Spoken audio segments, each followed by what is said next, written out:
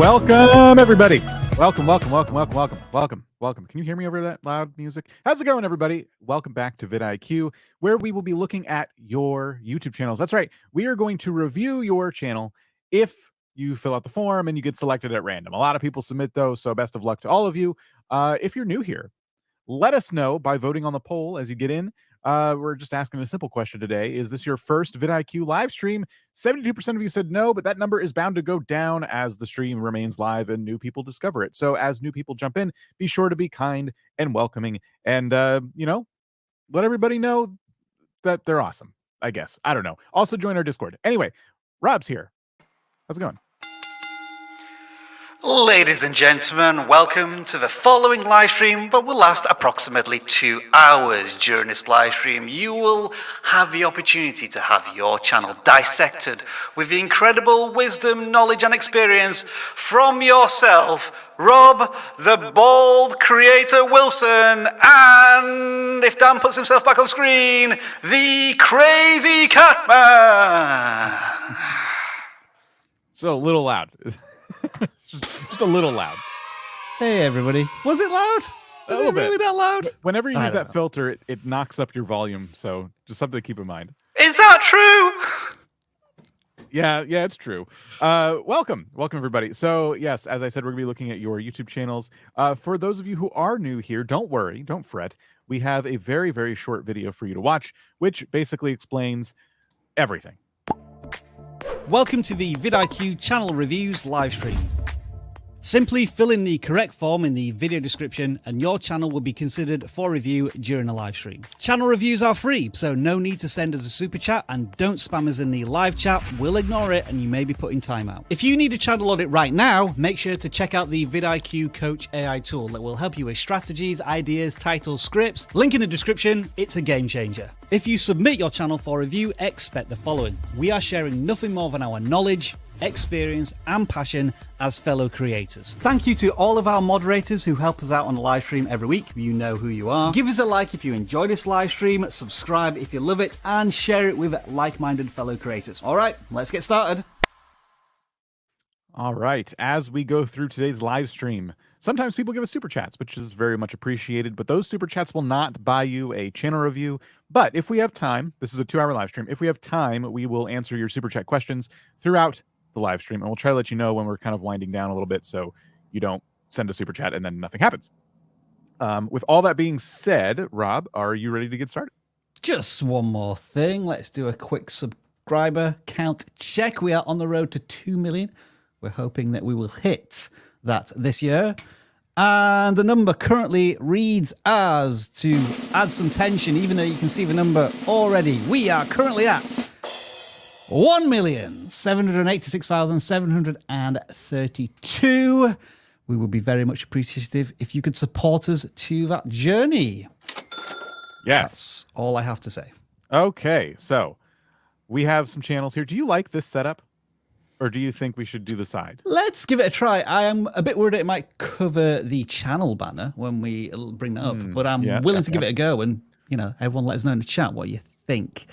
Yeah, I've played about with these different ones, Dan, and I can never find one that gets my fancy other than the usual one. But hey, you're the host. You do what you like. Let's try it. All right. Yeah. So we have some channels that have submitted ahead of time. Before we get into random selections, we go ahead and we pick some channels that we like, and we try to pick the channels that submitted first on the forums. This week, the first channel that submitted that caught our attention on the non-gaming side is The Reading Dad. The Reading Dad. Okay. So the channel banner looks like this. Reading is fun. Reading is for everyone. And I picked this channel, like it was the first one that submitted, but I did go through with it because I feel like there is some very we don't see a lot of channels that are very, very obviously for kids. Sure.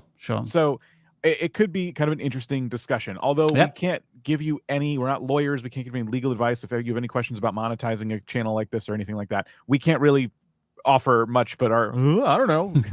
So that aside, this channel is doing something. We've seen channels like this before. They are actually, from what it looks like, they're sitting down and reading books. Oh, okay. On the videos. That's essentially what it is. So right. Okay. That's going to be an interesting question in itself, isn't it? So I wanted to pass it off to you now. Now Yeah. you kind of have an understanding and see what you think. Okay, so to use and abuse more sound effects, Dan. Just to be clear, we're not experts. We're not part of the FTC. We don't fully understand the copper rules, but I would assume this is right on the money type of this needs to declare itself as made for kids. Yes, it has implications for your community and you monetize, but layman's view upon this, it does say on the channel banner, reading is for everyone, but clearly this is reading aimed to children under the age of 13, which means it's made for kids. Now, having said that, the numbers look promising. I think we had about 400 subscribers, and each of the videos that they're making are getting well above that. You can see on one of we have this outlier tool, top right hand corner, which says 3.8x. That means that video is getting almost 4 times as many views as it usually would do. Great little tool for researching. Download it. It doesn't work on all videos because someone needs to have watched the video using our tool in order for us to capture it. So all of the big channels will have this multiplier number on pretty much all of the videos. The thumbnails, I think, are of a decent standard. They're bright, they're colorful, they're going to stand out to the target audience. And you kind of get an idea that one of them might be learning about numbers, another one might be about cool ducks with sunglasses. You know, I think the thumbnails are of a decent standard. They're publishing, once every 2 weeks, so it's a decent cadence. Looks like their latest video seems to be a bit of a pivot or a direction slightly in terms of the packaging. So it looks as if they're still reading a book there, but they've gone for some new thumbnail design there. I'm not sure if it's worked or not, because again, Dan, we don't know if these videos pick up views over a prolonged period of time or they get like a load of views at the very beginning, that type of stuff. So I would say just in general, before we get to a discussion about the actual content of the videos, there's decent foundations here. I don't see why this channel couldn't continue to grow at a fairly steady pace with what they're doing. One thing I wanted to look at too is if the comments are turned on. So that's kind of a marker of if it is for kids. Telltale sign. And they are not. Okay. And it is clearly promoting the YouTube Kids app. So yes, that is, a hallmark of a kids channel is that the comments will be turned off. It'll be in the YouTube Kids app most likely. So I would say this is someone who knows their target audience, which is always a good place to be on YouTube. Now, I think the question on Rob's mind and my mind is how far you could take this content before you get into some maybe dicey copyright issues. Yep. Because here's the thing. We all know that like taking your camera into a movie theater and filming a movie and then publishing it somewhere is illegal. Yep. Filming a movie is illegal, but then publishing it somewhere is more illegal. This is kind of the book version of that. Yes. You're opening the book and you're reading it. Yes. Pictures. And what happens is that even if this isn't monetized content, like you are still making it, you're giving the full experience of the book to people who could otherwise buy it themselves. And you're basically just giving this stuff out for free.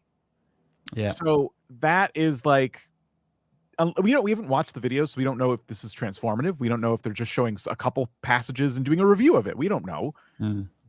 But if that is what's happening, where they're just reading the entire book cover to cover, that's going to be an issue in the future. As the channel grows, this could be something that they run into. You would have to imagine if this content is for kids, it's not really a video essay or a critique or a review of a book. My guess again, Dan. And we're not legal lawyers or copyright experts. We're illegal lawyers. But yeah, very much so. But my understanding is when you buy a book or a film or a game, you're not buying the copyright or anything like that. You're buying the license to use it in a private setting, like in your home. It's like, so you're not buying a book for commercial use, which is what this may be seen as, especially once you get monetized and perhaps there is an opportunity to make money off of this. Like, Dan, if you click on one of the videos, let's maybe quickly check the description. Like, you might want to mute it as well. I mean, you can let it run in the background. But is there anything about, if you open up a description, anything about realizing that it's... So we're talking about music that they're using. So like Giles Andrei, that is a copyright owner, the author of the book. Do you have their permission? I assume not. And what I would do, Dan, is if we go to the last 30 seconds of this video, is it getting to the end of a book? And have they just done a full-blown narration of this? It does look like it shows like the last page. It would seem to be, wouldn't it? And they close the book. There we are. So in one sense, this is not as bad as just uploading like a movie or something, because you have re-narrated it. But it's like doing a cover version of somebody's song, or not quite, but like the original author still owns the copyright of that song, that melody, etc., etc. But then you're showing the original artwork as well. So there's problems with this in the sense that it's, as you say, is it a transformative content? On the face of it, probably not. Where would one go from here if they wanted to do this kind of channel but not get into trouble? The obvious answer, and of course the most difficult thing, would be to have your own original stories. And you can have the same vibe, but it is you and your handwritten stories. And I mean, we're basically saying be an author, right? Like, but that is how you can do this kind of content without getting into any trouble at all. You don't have to look for permission from any of the other authors. Maybe they're doing that. We don't know. You don't have to worry about any copyright. Your videos would take longer to make, but that could be an opportunity as well. You'll have an original story. You'll have the people finding it and going like, wow, I can't get this anywhere else. You can also have the option to make the videos much longer, and that a kid settling in to watch for a while and listen for a while will have something a little more, like maybe 10 minutes, for example. That extra watch time will help it spread further. So you'll have more flexibility in that aspect, but that's the safest, 100% safest route to do this kind of content. We have an example on this live stream. One of our community members here, Nick Heim, who publishes their short stories on a very regular basis, and is always asking us super chat questions. Yeah, I just can't remember. Is it HIE? Right. No, I can't remember. Maybe it's Nick without it's NIK. I can't remember the exact name of the person. If he's here, he'll probably be screaming at us now, like, why can't you find my channel? Yeah, that's the one. So as far as I'm aware, this person narrates his own short stories every single week or every few days. They've been having success with that. So you can find an audience with original storytelling.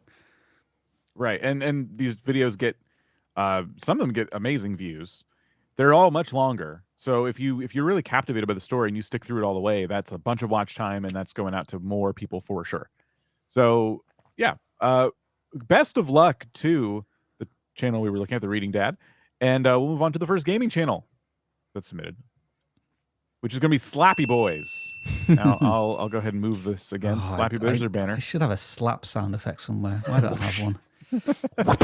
I did pick this one. I think it was also the first gaming channel, or maybe the second, because we saw the first one. Yeah, we saw the first one before. 78,000 subscribers. Yeah. Now, when this happens, congrats on that. Yeah, people are like, they don't need help. They have 78,000 subscribers. Why are they here? Well, if you had 78,000 subscribers, but you were getting 500, 2,000 views, 1,000 views, you might be like, well, okay, what can I do to improve this a little bit? And I imagine that's why they're here right now. So they do have some popular videos that we can look at from just 6 months ago. This relaxing farm sim gets terrifying.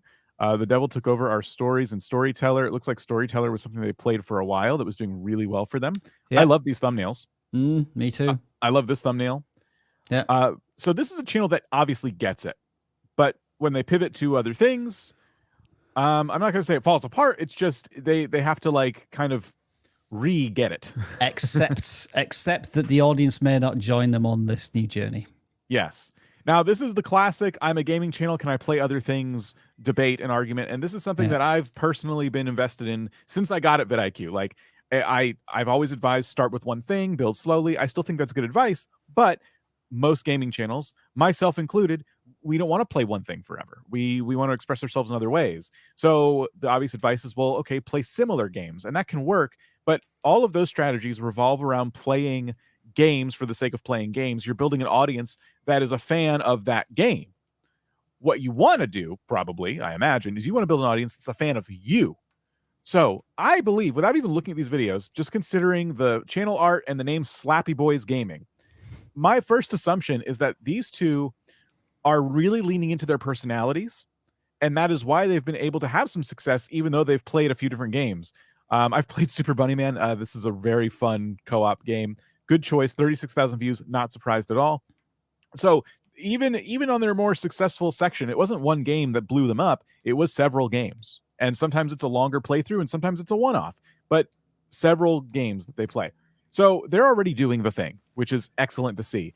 To me, my first impression of this channel when I saw it wasn't the fact that they were playing different games. It was the fact that the latest videos aren't captivating enough, in my opinion. When I look at the titles and thumbnails, it's not that they're executed poorly in the sense of design. It's that they just don't give me enough to grab onto. So this might be the most absurd game ever, The Long Drive. The Long Drive is very popular right now.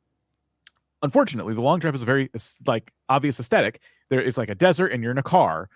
They opted for the thumbnail to just say the word drive and have like a funny character with its eyes popping out. It doesn't look like The Long Drive on the surface, and it doesn't, you're saying it's the most absurd game ever, but you're not showing anything absurd in relation to the game as I know it. You're showing an absurd looking character, but why did that character turn purple? Why are their eyes popping out of their head? We don't know. And that is what would make it look absurd, and that's what probably make us click if we had a little more of the story behind what's going on in the thumbnail. That's what I'm trying to like present here. I think these videos themselves are probably very good. It's the packaging that isn't getting the clicks, and we know they can do it because they've done it before and not that long ago. So that is my initial first take of this channel. Rob, anything you're seeing? So what I would like you to do, Dan, is scroll down this timeline to get to when they had those really popular videos, which was about 3 or 4 months ago. Because what I want to determine is... Right, so I do want to maybe look on the fact that... I'll scroll down a little bit more.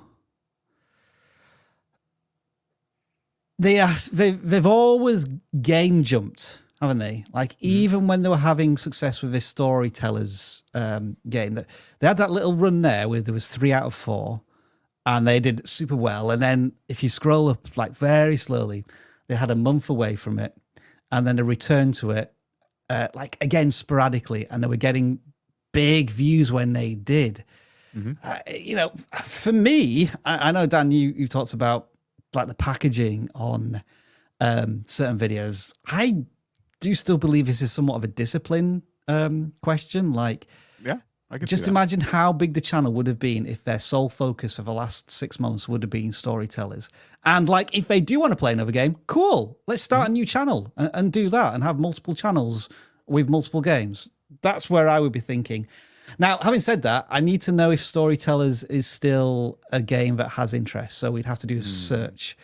If you do Storyteller, is that really going to bring the game up or not? I don't know. Yes, it does. All right. So they've all got this same thumbnail vibe, which is pretty cool. But these videos are 3 months plus old. Yeah.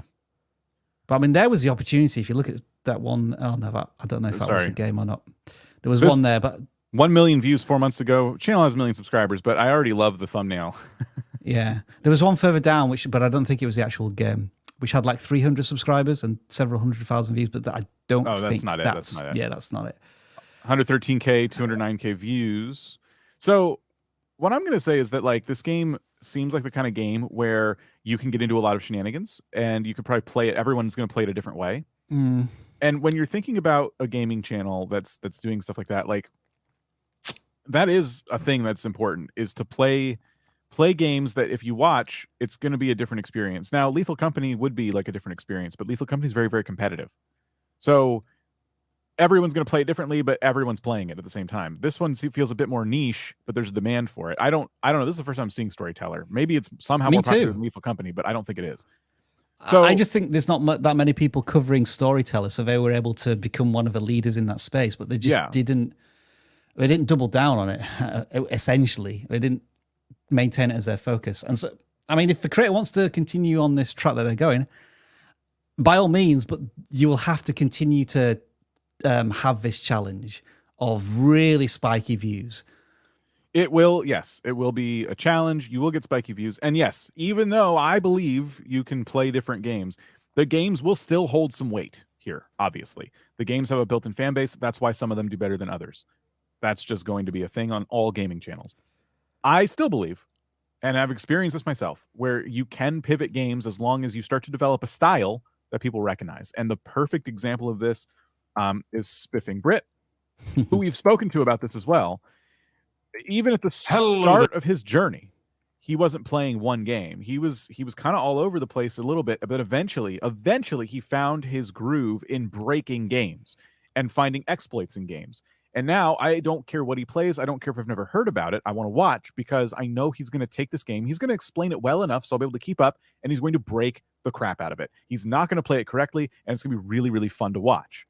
And that is like when you have a game like Storytellers where it looks like everyone can play it in their own way. That's like built into the game now. Like everyone's breaking the game because everyone's playing it in a silly way. But some games like Don't Starve Together, for example, is very old. I saw it on here. Is very old, and there's really only one goal. So unless you're doing something that goes way against the grain, like playing it absolutely wrong, you're not giving me an experience that's like, oh my gosh, I've never thought to play the game like that before. So I think these two are probably more of like I imagine like a comedy duo we could watch for a little bit and see the vibe. And I think they should focus on games like this where they can really add their personality to it and don't get trapped into games like this where a lot of your fate is predetermined and it's difficult to put your own spin on it. That's the core of my advice for gaming channels. It's not easy to do it all. And I still think, as Rob said, if you just stick with this for a while and build up even more viewers, build up more experience, that could also be a path to success. You could do a run where you play a game like this for a month, 2 months, whatever, however long, as long as it's doing well and you enjoy it, rack up the experience. But I'm at a point now in my understanding of YouTube and gaming in general that I don't think anyone, if they don't want to, needs to pigeonhole themselves into one game forever if they don't want to do that. But they have to develop a unique style. They can't just play whatever they want, however they want. It needs to offer something new and exciting in some way. One final question, Dan. Scroll back to the top. I'm curious to know what their cadence is, how often they publish videos. 8 days, 13 days, 2 weeks, 3 weeks. So would it be fair to say that they do maybe 8 videos a month? Yeah, about close to that. So I've got a proposition here, and this could be way off, but what if, Dan, they chose the 4 games that they love to play, right? And then they set up 4 channels, right? And so they post once a week on each of those channels. So they segment the audience exactly where they need to be, but they only get 1 video a week. I would only say it's just an idea. They would have to be 4 very different games that bring out different sides of their personality. I still think if they're going to play another game that's just like Storyteller, like let's say they find 4 games just like this. So yeah, I agree with that. If it's if there's a lot of crossover, and you can actually make videos that blend the two, yes. So keep them on the same channel. Let me put it this way: if Spiffing Brit, for example, decided I want to play Mario, now there's one thing, not one thing, but there's a few things like these games have in common, and that's that they all have some kind of economy or something like that, something he can exploit. Mario doesn't really have that. There are coins you can collect, but there are other types of exploits that like speedrunners use. It would be way different for Spiffing Brit, and it would bring out a different side of him, I think, as a creator, if he decided, I'm just going to have, I'm going to do a run with Mario. Now, he's famous enough to where he could put it on this channel, but even I would advise even he make a new channel in that regard, because it's going to be so different than the content he's making. You know what I mean? And running multiple channels is insanely ridiculous, just to put that out there too. It's hard to grow one as it is. But anyway, I would caution against it if you're going to be playing games that are alike and you're going to be acting alike. You know what I mean? Yeah, so that's my one pushback on that. Yeah, I get it. I guess the counter to that is we know what Spiffing Brit is known for, right? Very clearly. Yeah. Does this creator have the same? Yeah, we don't know. Through line and thread, and that's what we don't know. I just want to watch just a couple just a few seconds. Let's see. What we All got. right. We editing. thought that was the end of the book. I but guess it's not. It got scribbled out by like the devil or something. That's what happens when it's What is- not the end. We got 11 things 11 we gotta more do. stars. Okay, let's figure right, this out. What's let's going do on it. here? Oh, okay. So I'd say good editing, and they're definitely not shy on the mic or anything like Yeah, that. They've clearly been Confidence. at this for a while. Yep, very, very confident. So hey, I think this is awesome. I hope we've given you some value. Everybody watching this gaming channel. And we can move on to. I'm just gonna Well. leave it open for you. Yeah, we can't move on just yet because we do have that self-indulgent moment of Rob Wilson's Gaming Corner where you let us all know what video game you've been playing this week and how have you been enjoying it. I did want to ask Helldivers 2. I'm hearing a lot about this game being essentially a co-op version of Starship Troopers, and I want to get in on the action, but I hate speaking to people when playing video games. So, like, can I just play with people but not speak to them? Would that be all right? I don't know. I don't need know the answer to that. I guess you'll have to find some people playing it that you know. Yeah, Dan, what have you been playing, and how's it going? I haven't been playing much this week. I've been distracted with other projects. So yeah, All right. the last game I was really into was Power World. I was playing No Man's Sky again because there's a big update. That's about it though. Yeah, sorry, I'm not very interesting right now. All right then. Well, you can bring up some more games while I talk about my What is this? gaming I want to know what this is. Supermarket Simulator. I'm gonna Oh, look that that up sounds like right exciting. now. I confessed last week that I cheated at God of War Valhalla. I put the difficulty down to complete it. I was able to complete it pretty quickly once I did that. And I was ready to move on, but I didn't know what to. I tried Medieval Remastered. If anybody can remember or has heard of that game, didn't enjoy it. Lasted an hour, uninstalled. And now I am just playing like I guess a transition game, and that is what's it called now? Killzone Shadowfall. It's just like another FPS with a single player campaign, and I think I'm going to complete it very, very quickly because I'm trying to decide what big game to play next. I have Jedi. Oh, what's it called? This one? It's not Fallen Order. What's the sequel to it? I don't know. Whatever it is, I've got it. The one that came out last year. Jedi something. You know which one I mean, right? I might have to play Supermarket Simulator. So I'm either going to play Supermarket Simulator or Jedi Fallen Order next. But we'll see. Oh, and I'm playing VR Cricket again. I'm addicted again. Just an amazing game. Yeah, games like this are always a mess. I love it. Okay, cool. Thank you for pointing this out to me. I'm probably going to try that. All right. Well, there you go. Thank you for All right. sharing their games with us. Hold on. And we can go ahead and while we're here, we can answer some super chats that have come in All right. before we get to the next channel. Sure, yeah. So Koi Fish Gaming with 9 months, no slow mode. Thank you, Koi Fish Gaming. Appreciate you. Gaming with Debbie has been a member for 7 months. Getting all the sound effects straight away. Nick Hine, I was demonetized 10 days ago. Oh, geez. Then I got back to appeal. Now my channel slumps. 1 out of 10 is usual impressions of using any advice. 1 of 10 is a good thing. Do you mean 10 of 10? Yeah, I'm not. I'm, 1/10 of the usual impressions. Okay, got it. 1/10. Huh. So that's how like programmed we are Yeah, when it comes to YouTube. Okay, sorry your channel was demonetized. I'm glad you got it back. It's interesting that you're. Oh, they got it back on appeal, right? So what was it demonetized for? Like, is it reused, repetitious content? That's my first instinct. Just because we know there was the AI voice, wasn't there? That they were having to use an AI voice.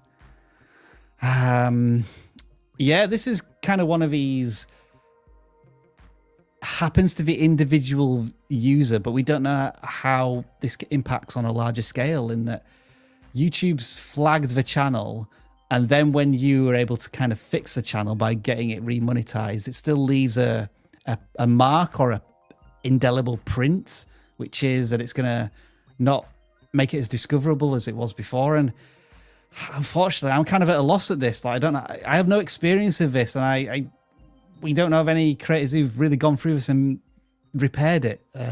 Does Jeff? Nobody, it hasn't been repaired. Hey, Jeff. Hey, what's going on? Don't sound too happy to see me there, Rob. Oh, hey, Jeff. Yeah, he sounded so disappointed. I'll just show myself out here. I didn't realize I was.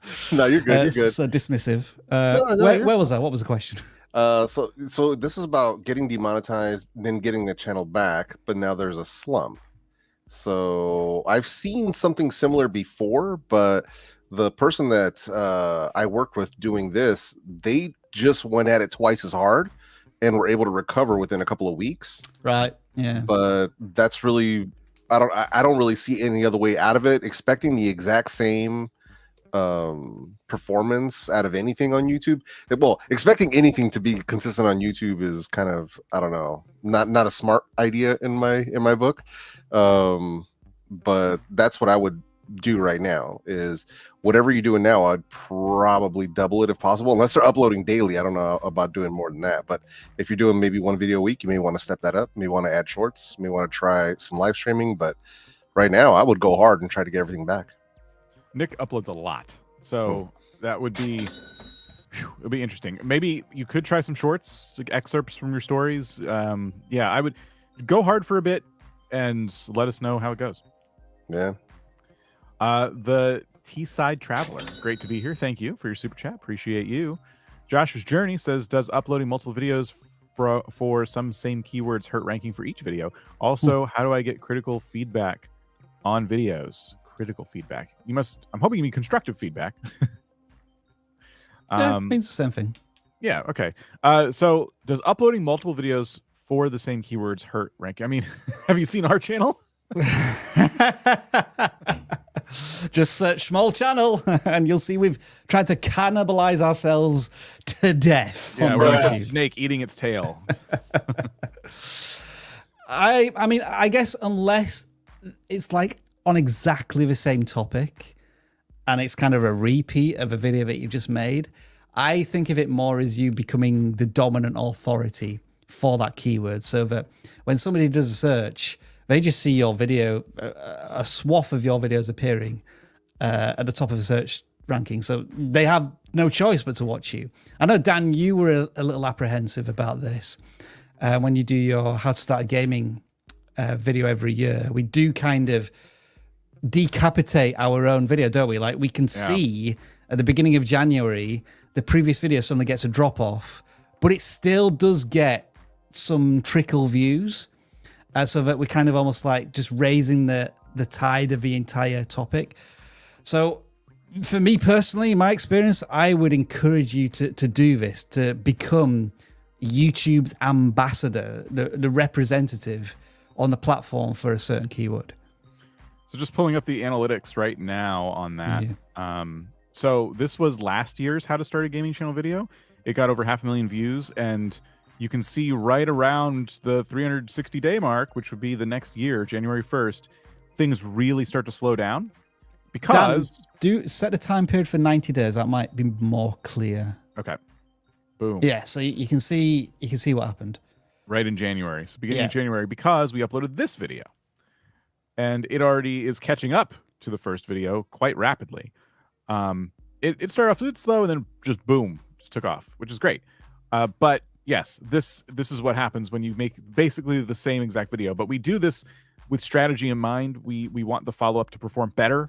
We already know we can rank strongly for those keywords. And so it's just about putting in extra effort. So this one, I spent all year on this video, basically coming up with ideas and strategies, taking notes, and then compiling it all into one giant video for the end of the year.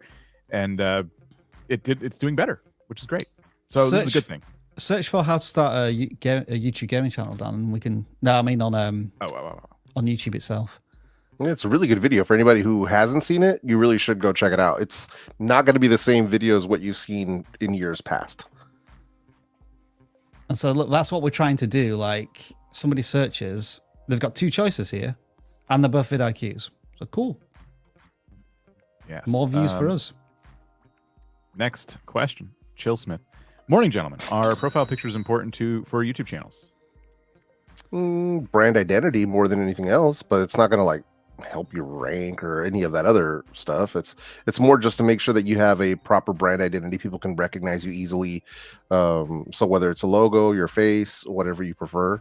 But yeah, it's pretty straightforward. It's nice to look at comments and see at a glance. Oh, I know El Jefe's posted on this video, and you can tell by his cool purple themed profile pic and so on. So, I mean, for profile pictures, you've got to keep it even more simple than a thumbnail because, you know, people see it tiny size, so there's not much you can do with it. The King Bonnie for 1 month. I've been a member. Thank you. Right, I'll hand over the sound effects to you, Jeff. Yeah, all right. Nick Hine, my mini story series in the community posts got pretty popular. Is it good to transform them into a big compilation and upload them as video? Oh, yeah. Yeah. Yep. Your community posts are going to go out to a different audience for sure. Not a different audience completely, but you will get new people from that. And then, yeah, you post that as one big story. That's great. It's a great idea. Flynn Snake. Bad click-through rate videos in a broader audience is a good thing? I'm guessing that's a question. Yes. Yeah, that's how it goes. If impressions are multiplying because it's a broader audience, yeah. Yeah. I wish I had a quick link to the video where you explain, Rob, whether or not creators should care about click-through rate, and you talk about the percentage versus impressions. It's super well explained. So there's a video on our channel about that. But yeah, I need to find a quick link to that. Enjoy your video scavenger hunt. Yeah. It's Rob like this, and there's a percentage right in front of him, and he's like this on a thumbnail. I think the general explanation is this: would you rather have 1,000 impressions and 50% click-through rate, or 1,000,000 impressions and 5% click-through rate? Do the math, and you work out it's the bigger number. I am just having to. I saw that it signed you out, Dan. Yeah, so frustrating when it does that. Yeah, in a live stream as well. Go ahead and grab that next question. All right, yeah, I'll do that. Thanks. Well, Dan fixes his schnizzle. Design burst. Schnizzle. Design burst continues the streak. I think they must be up to 40 consecutive weeks now on Super Chats. Is it okay to repeat similar video content, but this time with improved quality and more information? Yeah. Is this acceptable? Do you have any guides or tips? Is it advisable to unlist the previous video? Again, just refer to our channel and see how many times we've talked about small channels. Yeah. Yeah, there's no need to unlist. There's no need to do any of that stuff. It's just there are so many channels that do evergreen content that will re-up essentially, quote unquote, the same videos for 2021, 2022, 2023, 2024. And it's usually with better quality, better information, better presentation. So yeah, I wouldn't sweat it that much. Just make the better video, put it out there, and keep it moving. Auto Inari, who I also think is now starting to build up a super chat streak, just hit the 1 year mark with slow yet steady growth, which I'm happy about. Thanks to the vidIQ team for the support, motivation, and encouragement. Come on, Auto. You got this. Come on. Best of luck. We have Character Arena to become a YouTube member. My name is Jeff. Oh, all right. My name is Jeff. Was that the sound effect? I've never heard that one before. SP7 fam says new to YouTube and our subs are growing fast. Any suggestions for our channel? Well, hopefully you get picked at random. We can't really view channels based on super chats, but we do appreciate the super chat nonetheless. If your subs are growing fast, keep doing what you're doing. Yeah. Channel's growing. Absolutely. Abandoned Atlas Foundation. We would love a free channel review starting to take YouTube seriously this year. Love your channel. We'll hopefully get picked at random. We are picking at random. Just make that super clear. I've pinned a comment and everything.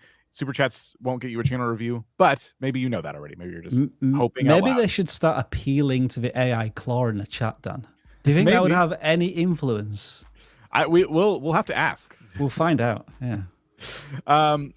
Glowboy Grinds with the super chat. Thank you. Borger. Channel security. How do I keep my identity secret? Well, step one, don't tell anyone your real name in your videos or anything like that. Biggest piece of advice, though, for real is, I mean, the other piece of advice was also real, but biggest piece of advice, get an email address that you don't share with people. That's your YouTube login email address. Separate account then under that as your YouTube channel. So the login for your YouTube channel, that email address is not attached to the actual channel. Okay, so I'll put it this way. Let's say, sorry, I have a brand channel, so it's different for me. Let's say that you have a YouTube channel and you put an email address on your page so people can contact you for business opportunities or whatever it might be. Make sure that email address is not the one you use to log into your channel. That's what I'm trying to say. Don't share that email address. That's one huge tip for keeping your channel safe. We have a channel that may be worth your interest. Dan, can you just do a quick search? Because the spelling might be a little tricky. Liron Segev. He runs a channel all about internet security. And of course, YouTube will be included in the help that he provides. He's one of a family here at vidIQ. So if you need the spelling, if you just scroll up, Dan, just to show him how you spell Liron Segev. Now a newly minted gold play button owner at 1 million subscribers. We love you, Liron. Yep, and definitely worth signing up for his newsletter too. So there you go. A Gem in Orlando podcast. I'm so confused about impressions. Could you give us a quick overview of what they are? Yes. So an impression. If you go here, I'll physically like show you.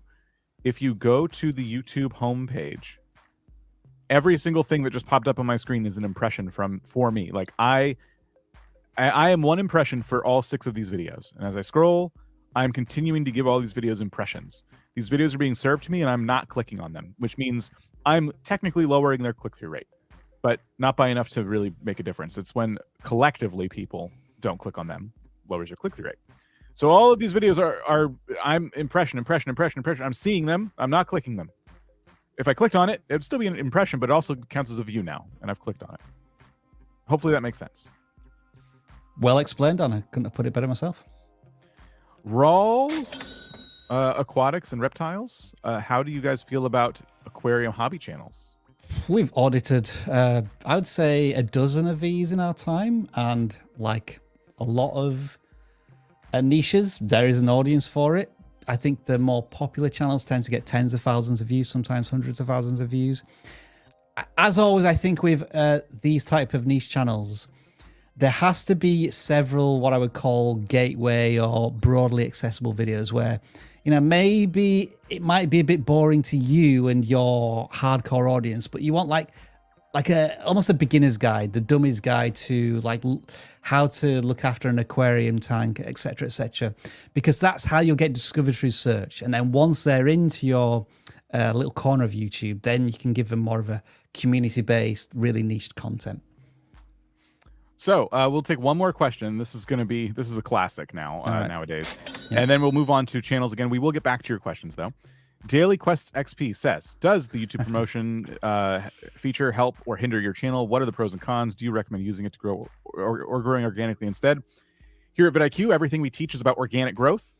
We don't believe in throwing money at a promotional feed of any kind to try and get your videos out there, because force feeding people videos is not really the way to get them to follow your channel, because they're going to be shown to people who didn't ask to see them.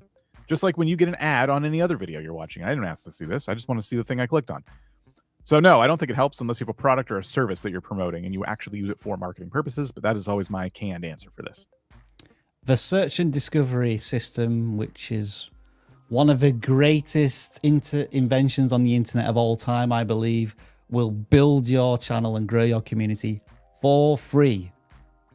But it's about people, not algorithms. Absolutely. Okay. Thank you for your questions. We will get back to those. We still got a lot to get through, but we also have a lot of channels to get through. And the next channel on our pre-selected list is Destination Timeshare. There's their banner at the top.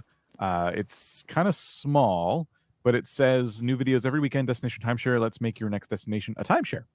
All right. So they are an advocate for timeshares. 11,000 subscribers. And we have a ton of videos. Rob, this was a channel that you picked. Yeah, so my first question is everybody aware of what a timeshare is these days? Because it feels like they're very much like a 1980s, 1990s thing. Yeah, we could explain it. The way I understand it is that a collection of people invest in a property, and then over different periods of the year, they get to use that property for a month, 6 weeks or whatever. So essentially they're time sharing a property. And as I understand it, this kind of has a bit of a dirty, scammy reputation, like just holistically, like really broad level. Like I'm not really worried, but I've just heard about it, and I get the feeling that I should steer clear of it. But obviously, I think there are, timeshare is still a thing. It still exists. So there must be a way that it operates legitimately. And I think this creator probably wants to kind of zero in to that idea of, timeshares can be a good thing for the right person. And as I was talking about with the aquarium question, I think what this creator may want to think about doing is creating some really broad, accessible content, which tries to debunk the notion or the myth that timeshares are a scam. So in order to do that, Dan, you'll have to put us to the left-hand side or whatever, because we're going to go to the search of YouTube. And then if you just type in timeshare, like nothing else. Well, sorry, I didn't mean just type in timeshare, because the first thing that comes up on autocomplete. So if you did type it in again, hopefully we'll delete that and then. Timeshare or timeshare? No, timeshare. So the first thing that comes up is scams.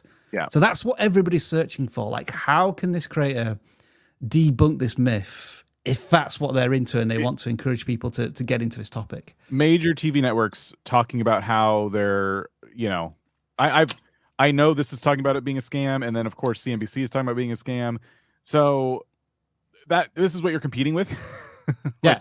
Broad public perception. Negativity. Now, even they aren't positive all the time. 6 timeshares we would never buy, in a couple we might. So it does that when you see a title like that, it does maybe point to like they're aware that timeshares are not all roses and butterflies or whatever. So that is in the right direction, isn't it? But I think the packaging could still be more accessible and broad. I still think that it's a little bit too nuanced and a little complex, much like the thumbnails and the titles. They're all kind of a bit too layered for me to make them approachable to a new visitor or somebody searching for timeshare on YouTube. Yeah, I think it's because it's like Timeshare Talk is like the branding they've decided to put on this maybe particular series. Right. And it's getting in the way. I think it could have been, I think you could have had more room for like 3 words of text that are more impactful than "you should not buy these." Timeshares a scam ? Could be, you know what I mean? Like something just really direct. Or it could be like the title could be, "Is every timeshare a scam?" And then the thumbnail says no. So like it's kind of a contrast in the title and the thumbnail there, but you kind of got to think, oh, well, I think timeshares are a scam, but this person's saying that not all of them are. Let's investigate. Yeah. So that is a video that's performing very well for them compared to some of the other more recent videos. Yeah, it looks like the ones that don't do as well are the actual reviews or like the tours of the properties, whereas more of a Q&A, the experience of like investigating timeshare stuff seems to be more popular. If you click by most popular, I think that was the case when I was looking at this beforehand. And also, was it Marriott? I think the Marriott had a bit of trending interest as well. But possibly. These are videos that are a year to 3 years old now.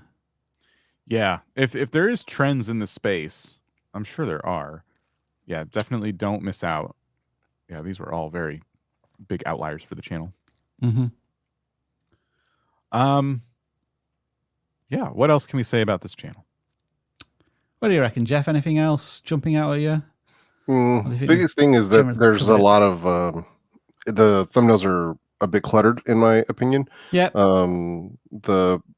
Well, I guess if we go to the top, because I see a lot of them have this kind of split. So there's sort of this thumbnail kind of template going on, but there's a lot of wording happening in these. Like if we look at actually any of them on the top, I think maybe the latest one from 3 days ago is probably one of the cleaner ones. You should not buy these, timeshare talk. I think if anything, we could do without that timeshare talk and that blue cut across the thumbnail. Without that, and just have the rest of it, the text and just themselves, like just kind of simplify it a little bit, make it a little bit easier to understand. I'm sure there's some sort of branding why they have orange in some of them, why they have red in some of them. But it isn't something that I, as a new viewer, would recognize as something specific or doesn't mean anything. So I would just be simplifying things, especially with like when some of the thumbnails you have like Marriott, Aruba, Surf Club, but those keywords are already in the title. It's, I don't know, to me it's just kind of we're repeating a lot of the same things as well. So I'd probably clean them up a little bit, less text, but that's just a me thing. People who've seen me talk about this before, I'm not a big fan of too much text on thumbnails. Yeah. And then like this is supposed to be a versus video, but they kind of like they have the readable text is on the left and right, so it's not in the center at all. And then the ocean Aruba, I'm guessing club or whatever, like the timestamp's almost covering it. So there's like some thumbnail execution that could be worked on here. I think this was an overcomplicated versus thumbnail.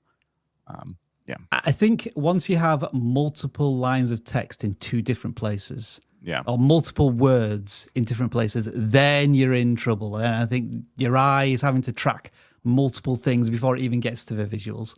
Right. We want to be able to absorb what a thumbnail means like that, because it's got to stop us. We have to be able to absorb it quickly, look at the title, and then click through. And if I have to read here, you've already lost me at that point. So yeah, it's just one of those things where I would just definitely clean them up a little bit for sure. All right. Well, should we move on to the next channel? Let's do it. All right. The channel that I believe I picked this time was Connor 4x4. They have 649 subscribers, 378 videos. And this was a channel that's very interesting because recently, about a month ago, they had a couple of outlier videos. Yeah. Where I guess they were trying to cold start their truck. And I could see right away there's a lot of value in that content, because anyone who lives in that kind of climate, and I know we had some storms probably around that time, is probably trying to get their car started or their truck, and they're having trouble. So if you have some trick for that, people are finding your videos very helpful, which is great. But as you look through the history of this channel, you start to see a lot of different sporadic kind of uploads. It's just a little bit up and down all over the place. There's more like clear ones, like lifted OBS K1500 tackles intense tasks. And there's kind of like it looks like a truck with all kinds of gadgets on it. And, you know, this video is a bit of intrigue. Got 1,000 views. Big outlier. Another big outlier here. AFE throttle body spacer install and review. So they're reviewing a product. They're installing it. That did really well. But then there's other ones where like it's a little more vague. Battery replacement on a Silverado. And then it's you like flipping off the engine. You know, lifted. I watched this for a second. Lifted snowplow winch is broken. It doesn't look broken in the thumbnail. The thumbnail's kind of hard to see, if I'm being honest, just because it's so like flat, you know. So there's a few things going on here with packaging, but more importantly, I think their biggest success comes from reviewing products and things like that. And I feel like this person is probably more of a hobbyist, right? They're working on trucks all the time. And my first real piece of advice for this channel would be to kind of, sorry for the pun, but pick a lane, because they're all over the place in terms of like, I'm going to do reviews and tips and tricks, but also I'm just going to like tinker sometimes. I do think there is a place on YouTube for people who tinker with like a vehicle that they love, or a set of vehicles that they have that they love. And the way to do that kind of content, in my opinion, is to tell more of a story and take people on a journey. Even if I don't own a truck like this, I might be interested in following you along as you're maybe rebuilding it. You know, and so throughout this series of videos, you're going to like take this truck that you found in a junkyard and you're going to like rebuild it over time. And, you know, there's going to be like a series at the end that's like a before and after compilation of everything you did. And like, that could be a really fun journey. And it reminds me a little bit of like the homesteading channels and stuff that just kind of like do videos where they take you around their homestead and they're like, here's like these animals that I have, and here's this new thing we're building on the property. And those channels do very, very well, even if people don't have a homestead, because they just like to see the lifestyle of somebody that's just different, you know? But these videos, the ones that aren't doing super well, they're very, very short. They're very not clear as to what's going on. And it's just kind of like, if they have a problem, they just get their phone out real quick and document it. And that's the video. And I feel like there could be more thought put into this to try and attract a much wider audience. But those are just my initial thoughts. I want to throw it to you guys and see if there's anything jumping out. Yeah, I mean, a lot of it does look like screen grabs as thumbnails.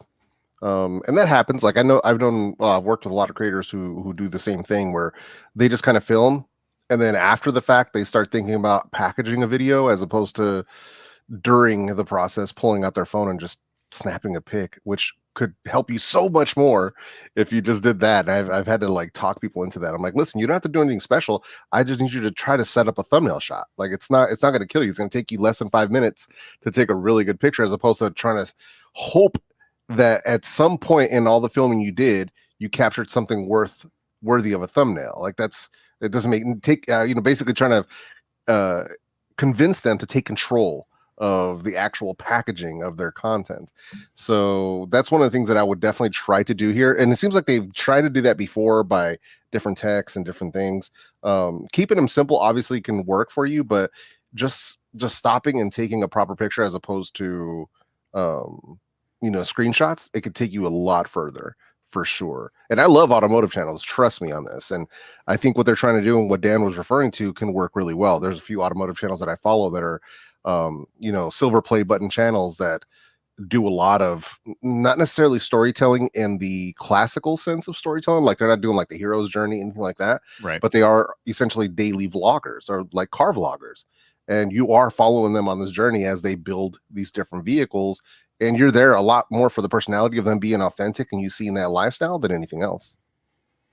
I don't know if I'm going to have anything meaningful to add, Dan, but I would ask you to just check out the About section, because I'm just trying to get an idea of maybe what the ideal viewer is.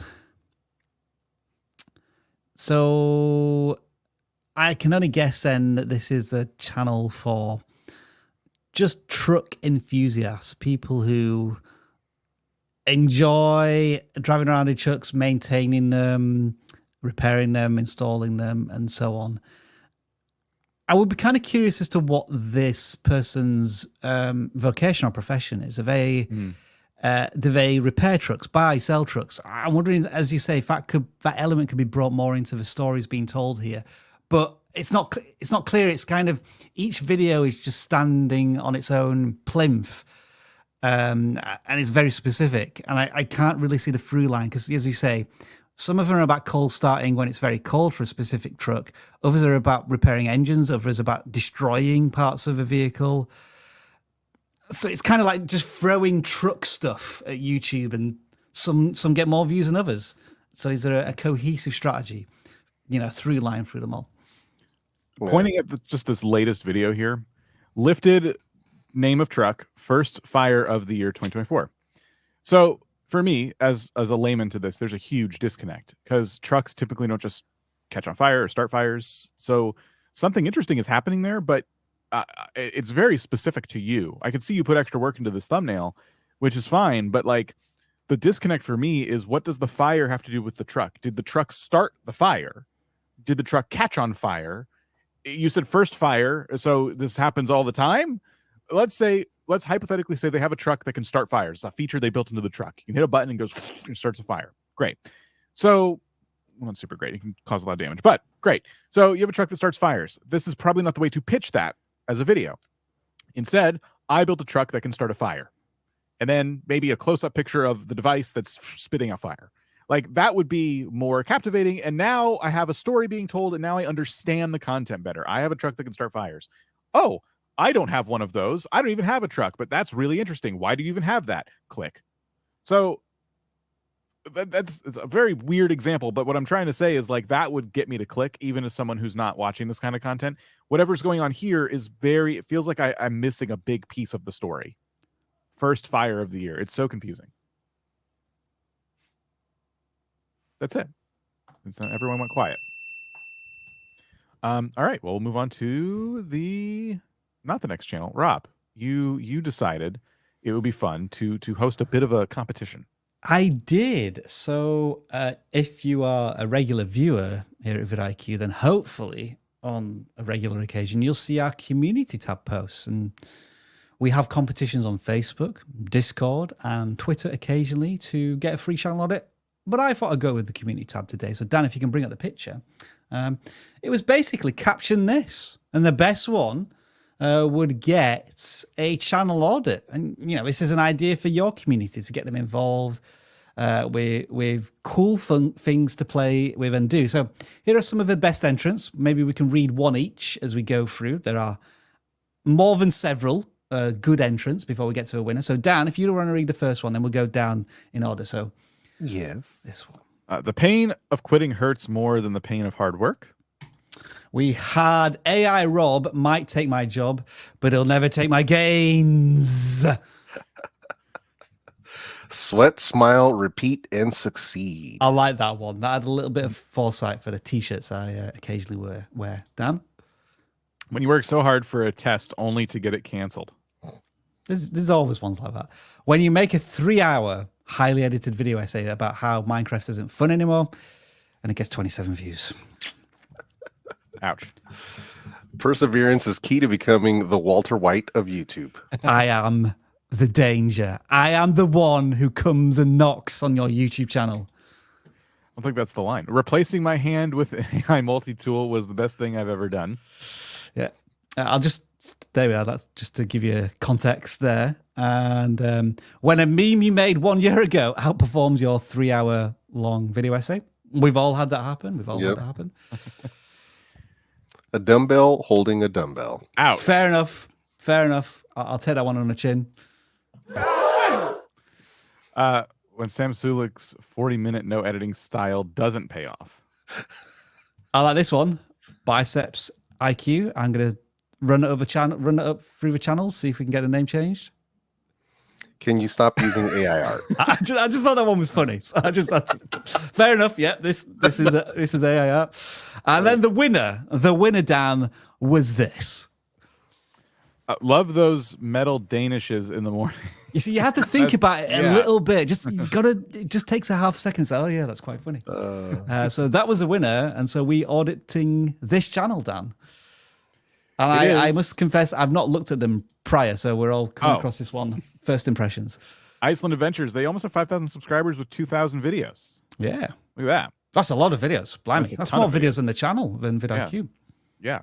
For travelers looking to enjoy Icelandic horse tours, scenic travels with this awesome country of Iceland. All right. So, latest video, 10 days ago, 20 views, wondrous view of horses on tour. Okay, looks like there's some vertical content as well, but not shorts, just vertical content. So I guess we have to ask a question here. If a channel has done nearly 2,000 videos, we have to ask the harsh question of, is there an audience that is interested in horses or horse riding or wild horses in Iceland? And given a number of videos they've published, I don't know if there is a big enough audience for this to build a community. What about most popular? Do they have any outliers here to maybe support that? 7 years ago, 9 years ago, 12 years ago, 2 months ago. So this is the latest, most popular. Yeah. So there was one outlier, which was nothing to do with horses in Iceland. It was just some weird horse behavior. And then the other one is a horse flying past in Iceland. And then that's pretty much it of the big outliers. And then, something that's unrelated. Everybody's interested in volcanoes. Let's be honest.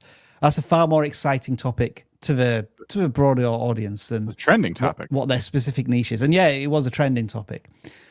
So is it time for this? Like, I don't know. I don't want to call it a YouTube intervention, but this channel has done a lot of videos, like a gaming channel doing Let's Play. And they're not really picking up the traction, right, for what we believe is their main focus. This is definitely, I think, that time, because while they have had some success in the past, the latest videos are simply not bringing people in like I'm sure they hope they would. Now, the one I'm looking at that I'm very curious about is Mars or Iceland.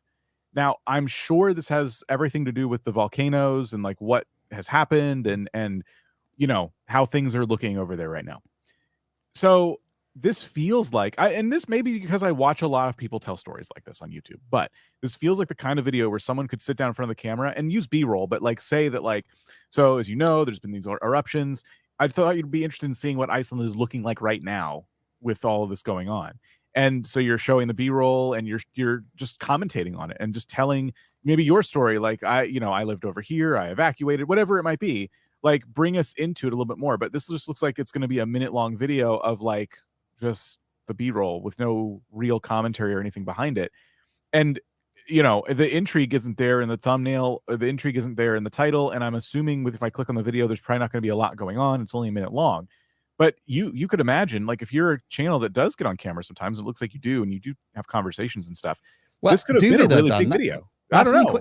That's an interesting question. Is it a title and thumbnail and then just footage? You might be right. It does. Yeah. I'm seeing people, but yeah, I'm assuming.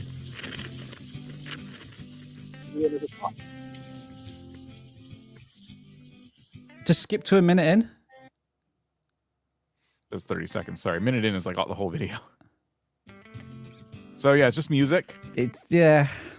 So you're sorry. I apologize. You're right. There might not be a lot of talking head on this channel at all.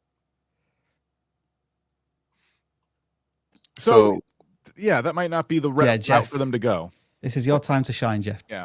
No. It's just one of those things where I think brings up the conversation around intentionality and who your target audience is. Yeah. And the problem with a lot of channels that I've come across is that they don't think of it in this way because we don't know what we don't know when we start a channel, right? It's same thing happened to me. So I'm speaking from experience where we don't know who we're trying to talk to.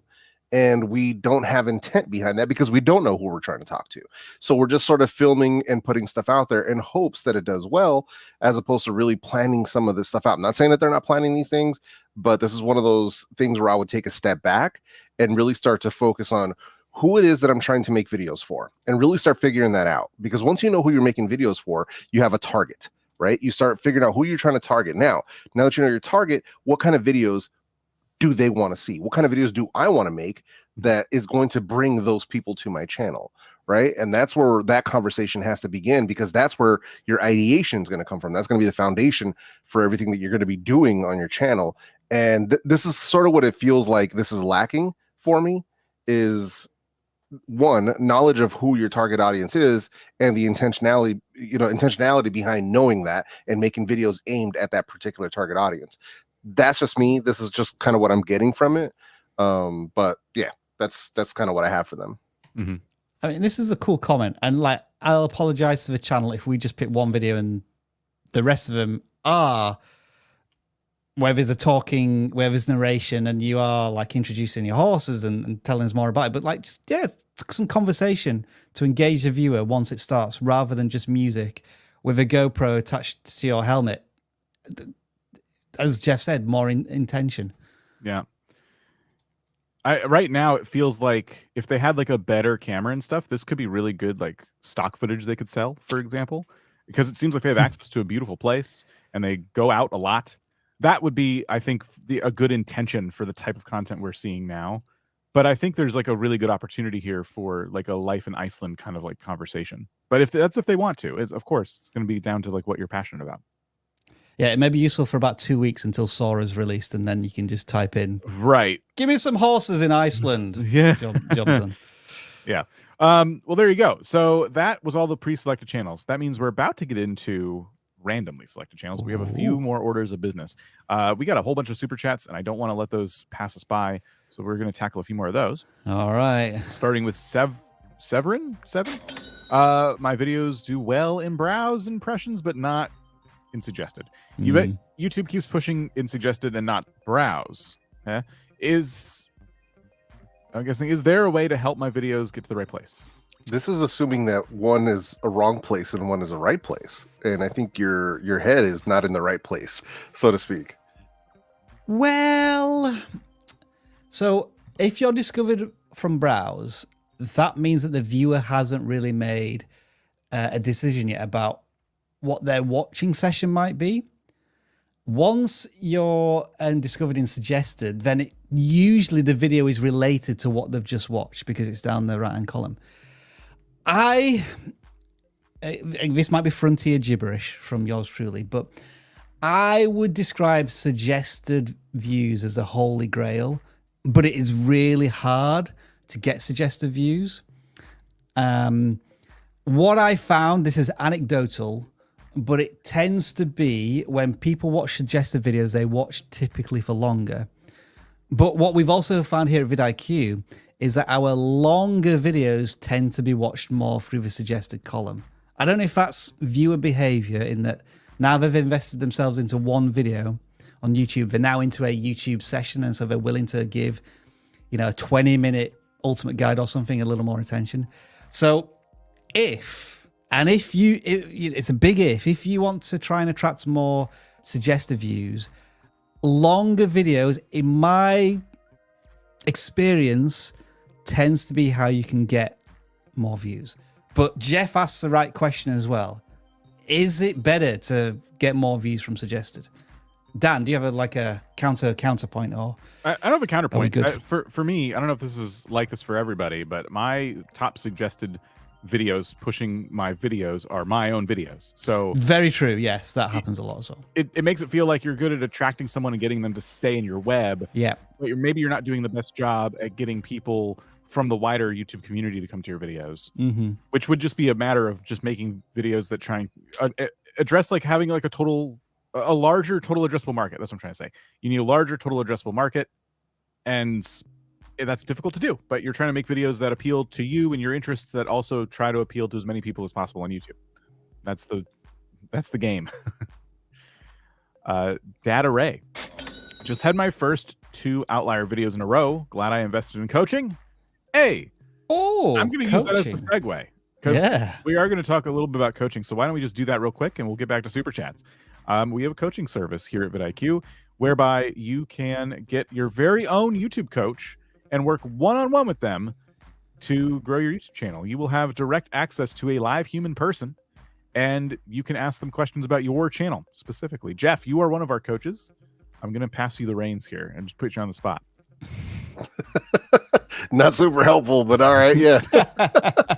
Yeah. So no, we definitely do. I think, and it sounds a little weird, obviously coming from me as one of the coaches with the coaching program, but it's honestly the best value that you can get on YouTube as far as getting your channel to the next level, and sort of having someone that has your back that's also going to help you avoid a ton of pitfalls in the beginning. And it's something that I wish I would have had when I was, first getting started on YouTube. Somebody that I could bounce ideas off of, someone that could guide me in the right direction, someone that could help me recognize, what is my channel about? Who am I trying to reach? What is my value proposition? Like, somebody that can help you establish the proper foundation for your channel to get your channel moving in the right direction quickly. They're going to know the things that you don't know to help get your channel moving in the right way. So it's definitely something that's worth investing in. We have some absolutely amazing coaches as part of the team, incredible people. So and you can ask people, like we've had people that have given feedback, people have asked about the coaching program in different places, and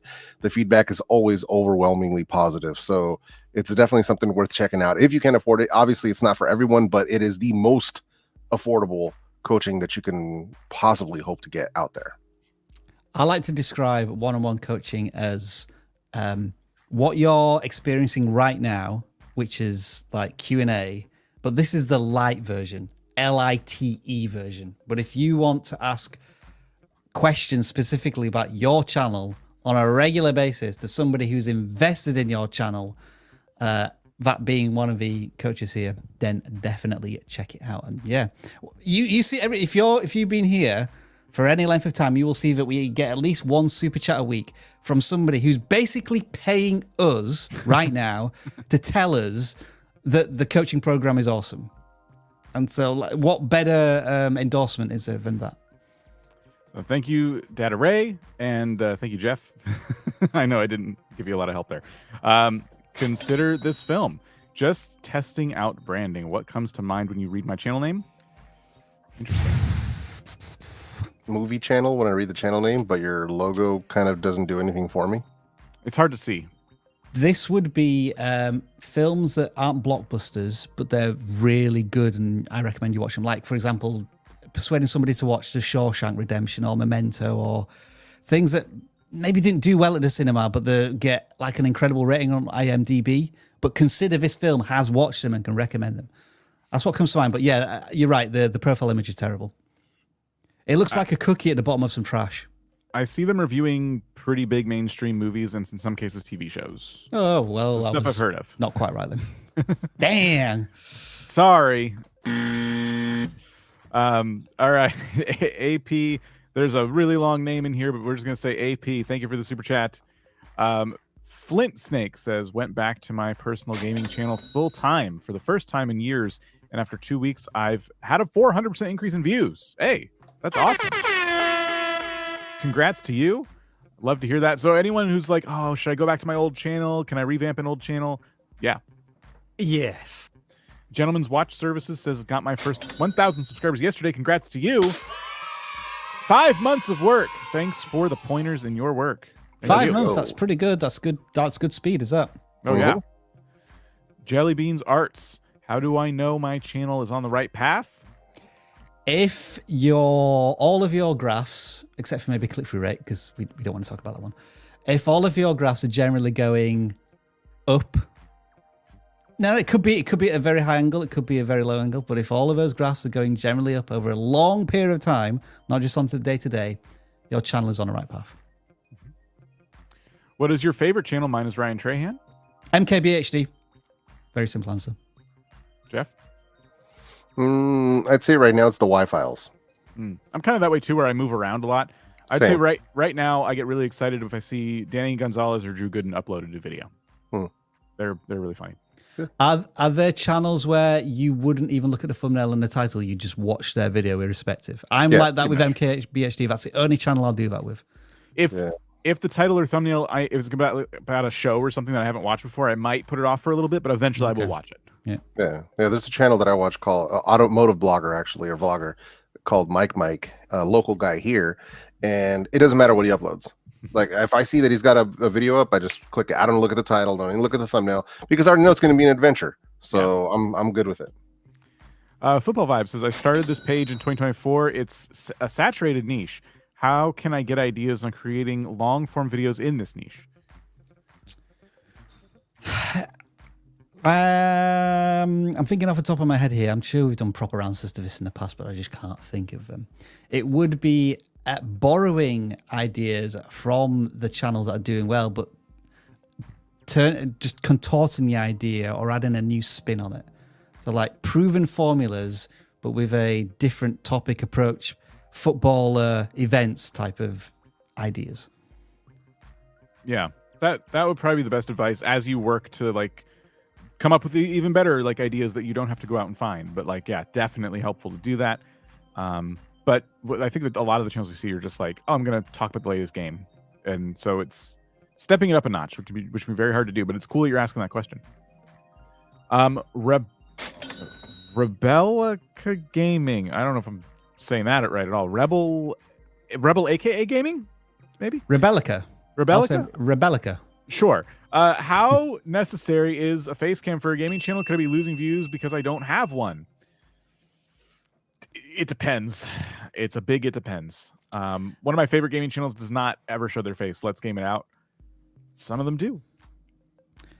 I will answer it like this. It's not that you would be losing views, but you may be missing on an opportunity to create a connection with your audience. Like Dan said, some creators can pull this off, but typically the general recommendation would be if you can get in front of camera and look down a lens and speak to your audience, that's going to create a closer connection.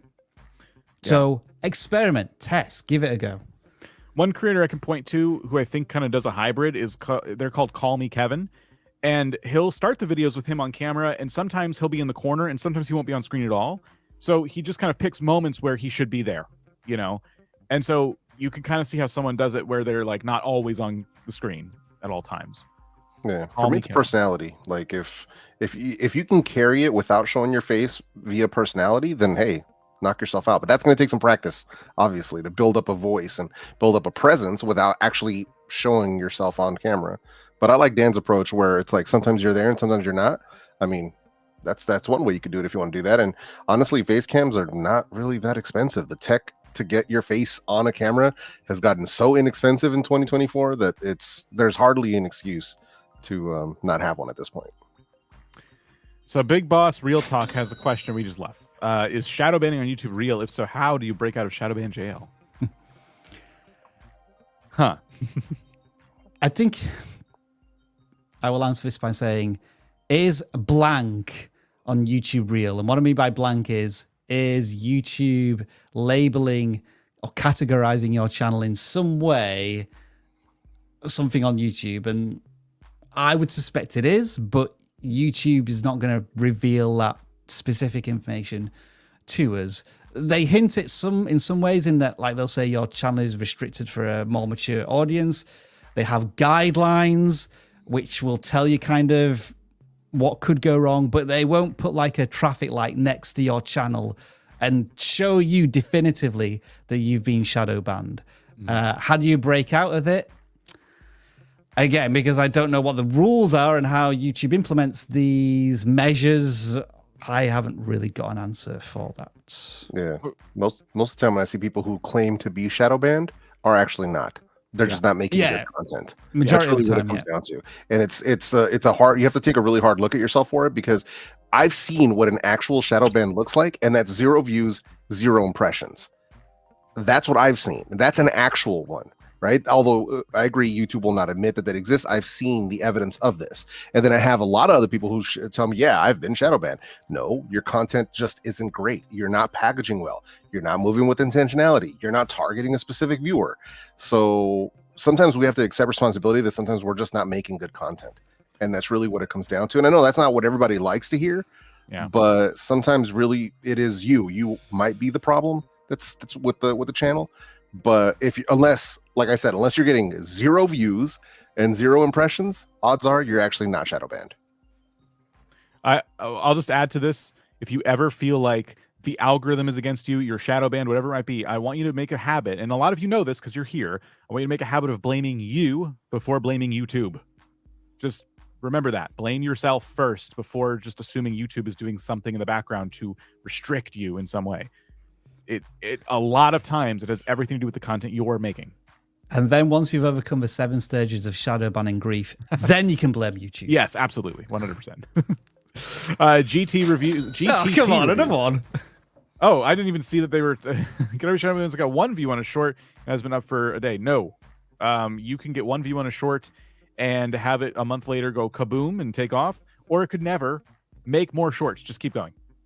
That's my advice. But no, if you got a view and it wasn't yourself watching it, just as Jeff said, that's not a shadow ban. Nick Hine, it's hard for me to upload more. I'm a writer, not a printer, but I will try to figure this out. Thank you. That was from earlier. You are welcome, and best of luck to you.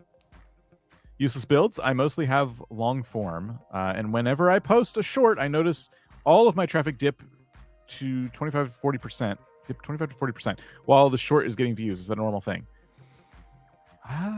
It's not a normal thing for our channel, but some channels say it's. I mean, I've seen so many videos now that are titled "How Shorts."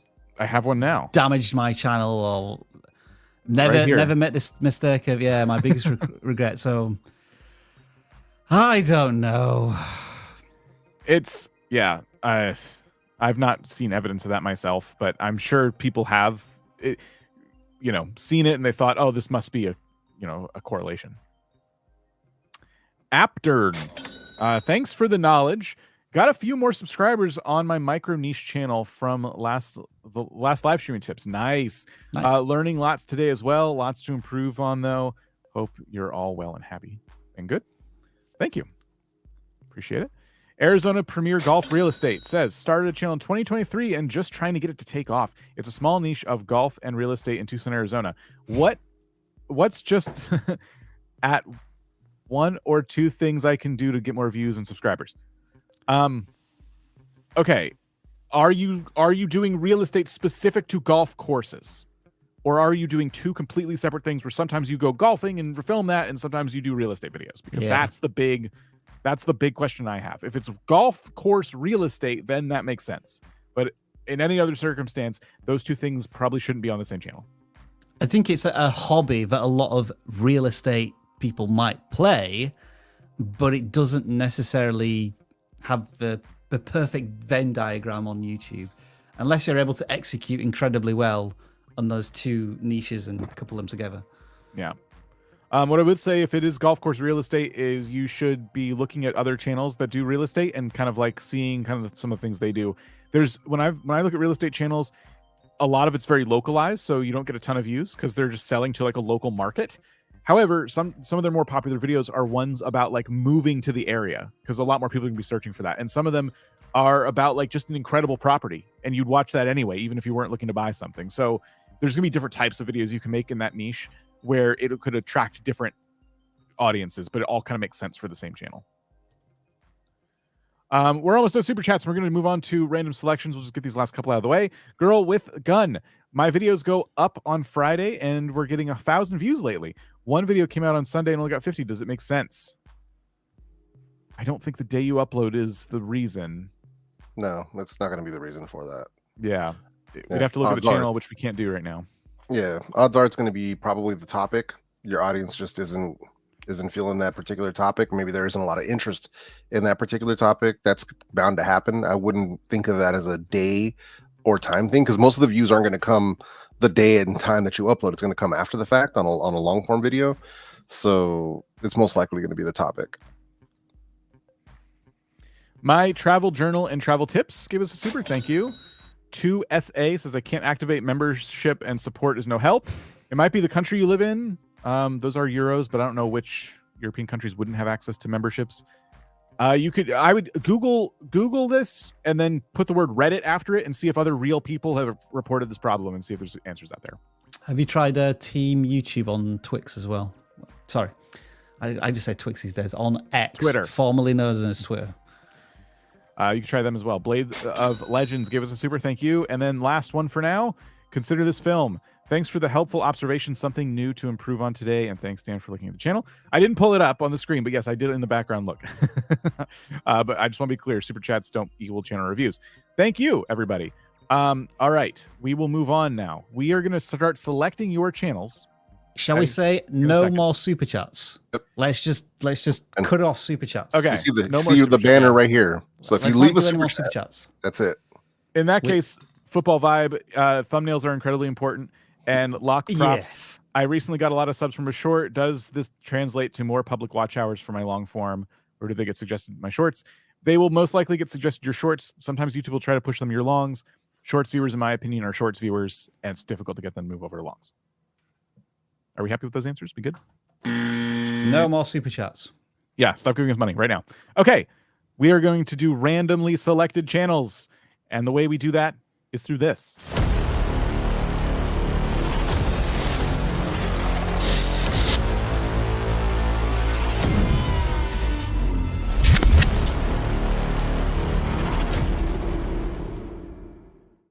All right.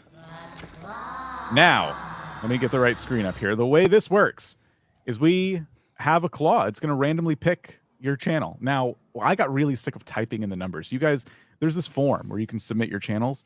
Look at this ridiculous form, guys. 688 channels on the non-gaming, 494 in the gaming. That's ridiculous. I'm not going to type all those numbers every time we want to pick channels. That's stupid. I have technology. So I have an AI CLAAAW, and I'm just going to tell it what to do, and we'll see if it picks your channel, right? So let's pick a non-gaming channel. There's 688 responses right now, so I'm going to say, oh, glorious AI CLAAAW, please pick a number between 1 and 688. That's how many channels we're looking at today. Please pick one of them. And then we just sit back and let technology do the work. Let me know when it finally answers. It'll answer in a second, okay? In the name of the magnificent Neil Mohan, greasy gears and rusty coils to pull up number 573. But don't get your hopes up, Dan. They're all mostly the same anyway. Oh, and by the way, when was the last time someone bothered to oil my joints? It feels like crunching on rusty tin cans in here. Okay, someone needs to maintain the CLAAAW. All right, you guys are very responsible. Okay, so the CLAAAW has picked channel 573. It replied a lot quicker than I thought there. Jeff was caught out with his Titanic music. Yeah, it's doing a good job, all right? Yeah, Claudia is quite sassy. Claudia. Okay. Dear. Sigma Love 95. All right. If not me, who? If not, scroll back up. Now, when? Okay, so this is the channel we are looking at. What are your first impressions? I am getting big. Sorry. Motivational AI vibes. Should we click on one? Instantly. Sure. I'm gonna mute the music because I don't know. Yeah, we don't know if that's Let me see if it's read out loud when one pops up. No. So, this niche is likely at this point one of the most oversaturated and competitive niches on YouTube, which makes it very, very difficult to get a foothold in this space. And I'll just be objective and say that these videos look like they've been put together mostly by AI technology, and it's similar to Let's Play gaming channels. There are just so many out there that offer so little that is new and unique and fresh that it will likely struggle to get any traction. Yeah. There's not much more to say, honestly. As seen. Yeah. Yeah, I feel the same. It's just there's not much here that someone else couldn't whip up in 2 seconds and compete with you on. So that's it. Like if we were to give some kind of constructive advice here, like pick one of these themes, whether it is famous inspirational quotes from world leaders like Nelson Mandela, and do an entire channel based off of that. But again, even then, that is probably quite a saturated area already in terms of motivational quotes. Do a video on it. I mean, if you give us a quote, that's one thing, but tell us what it means to you and tell us how it can, but like actually like get on mic or camera and like talk about it. The history of a quote. Why was it said, and how did it impact society as a whole? It'll change your life. How is it going to change your life? Like there could be way more you could do with this kind of content, but we've seen these channels all the time where it's just like, here's some quotes. And I don't think this content's really in demand. But we'll move on to the first gaming channel that's submitted now. There's 508 of you on this form, so we'll just let the CLAAAW know. All right. Thank you, CLAAAW. We have another channel. 508 gaming channels have submitted. I need you to pick one of them, please. All right. What will the CLAAAW do? Let's see. Blessed be our Lord and Savior, Neil Mohan, the shiniest cog in the YouTube machine. Let's dive deep into the sea of clone army gamers. I choose number 451. About time you thought about updating my pneumatics, Dan. Was the last maintenance cycle during the Ice Age? Okay, CLAAAW, relax. Yeah, Dan. Come on. What did Needs it a pick? little 451. needs a little WD-40. Does that, Claudia? All right, we have the next channel. I'm pulling it up now. It is HOmystic. I'm gonna say homie, but I don't know. The HO that's all caps is 129 subscribers. This is a gaming channel, right? Oh yeah, okay. Skyrim mods. Stop buying salsa from the store. Huh? It's kind of random, but all right. The future of streaming. Sorry, checks out. Family double date mess. Cut react. I messed up. Is this a gaming channel? I feel like they're going for like a voice channel. critical kind of thing where sometimes they play a game and sometimes they commentate on like things going on. Yeah. Which isn't bad. It's just this is the most confusing video right here. I'm sure it's a valid opinion. I'm just like confused as like gaming. Don't buy salsa from the store. So yeah, is it a gaming channel? Is that your ultimate goal?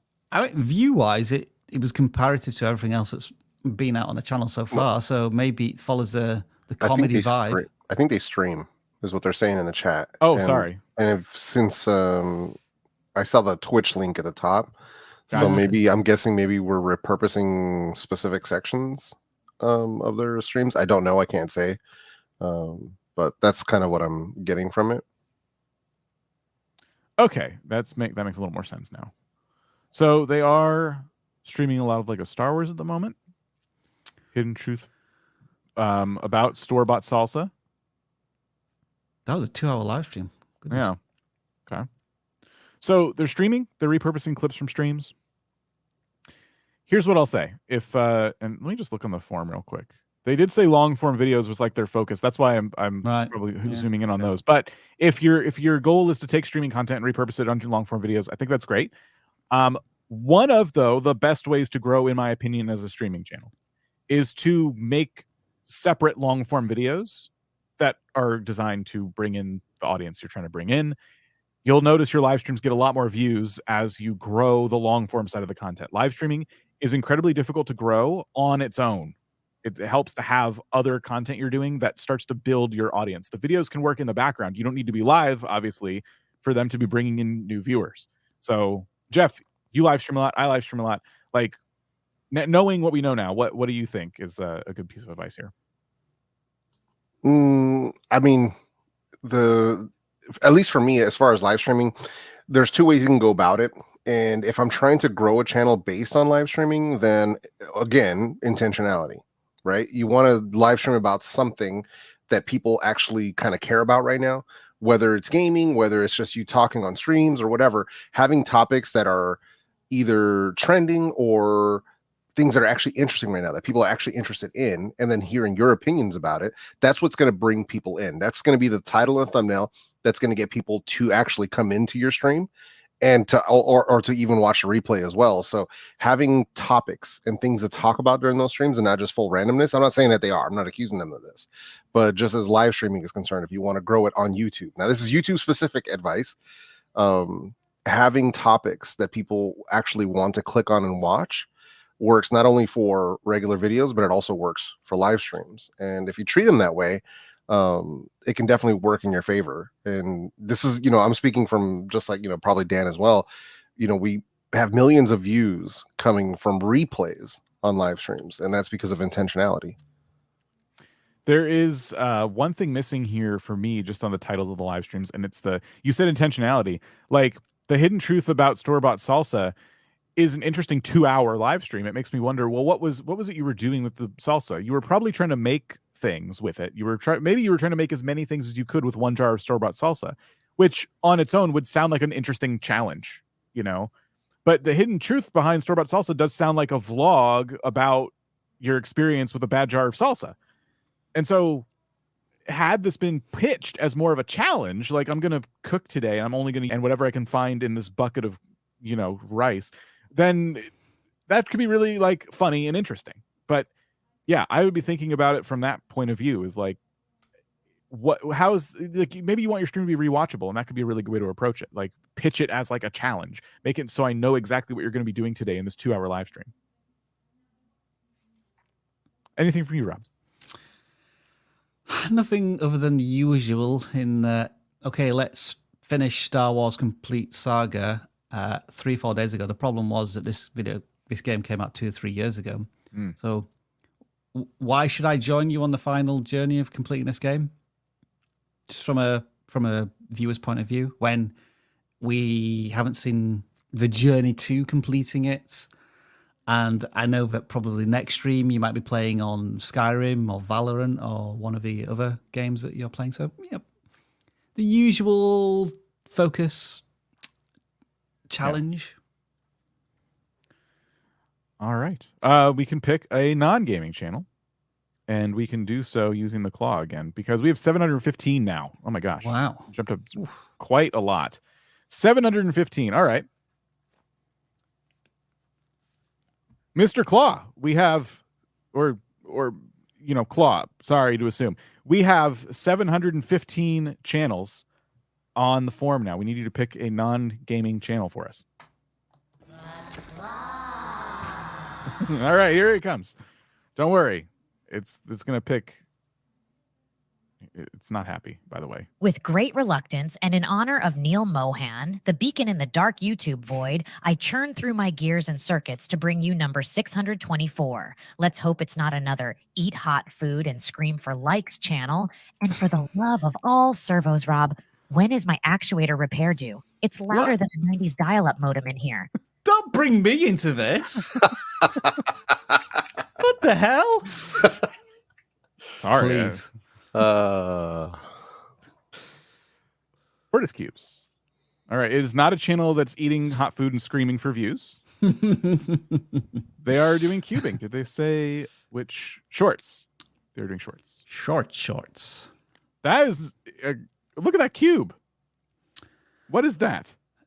Oh, they're making. It's a mosaic. Yeah, I've seen people do this incredible thing where they get actual size Rubik cubes and create pixel art out of them.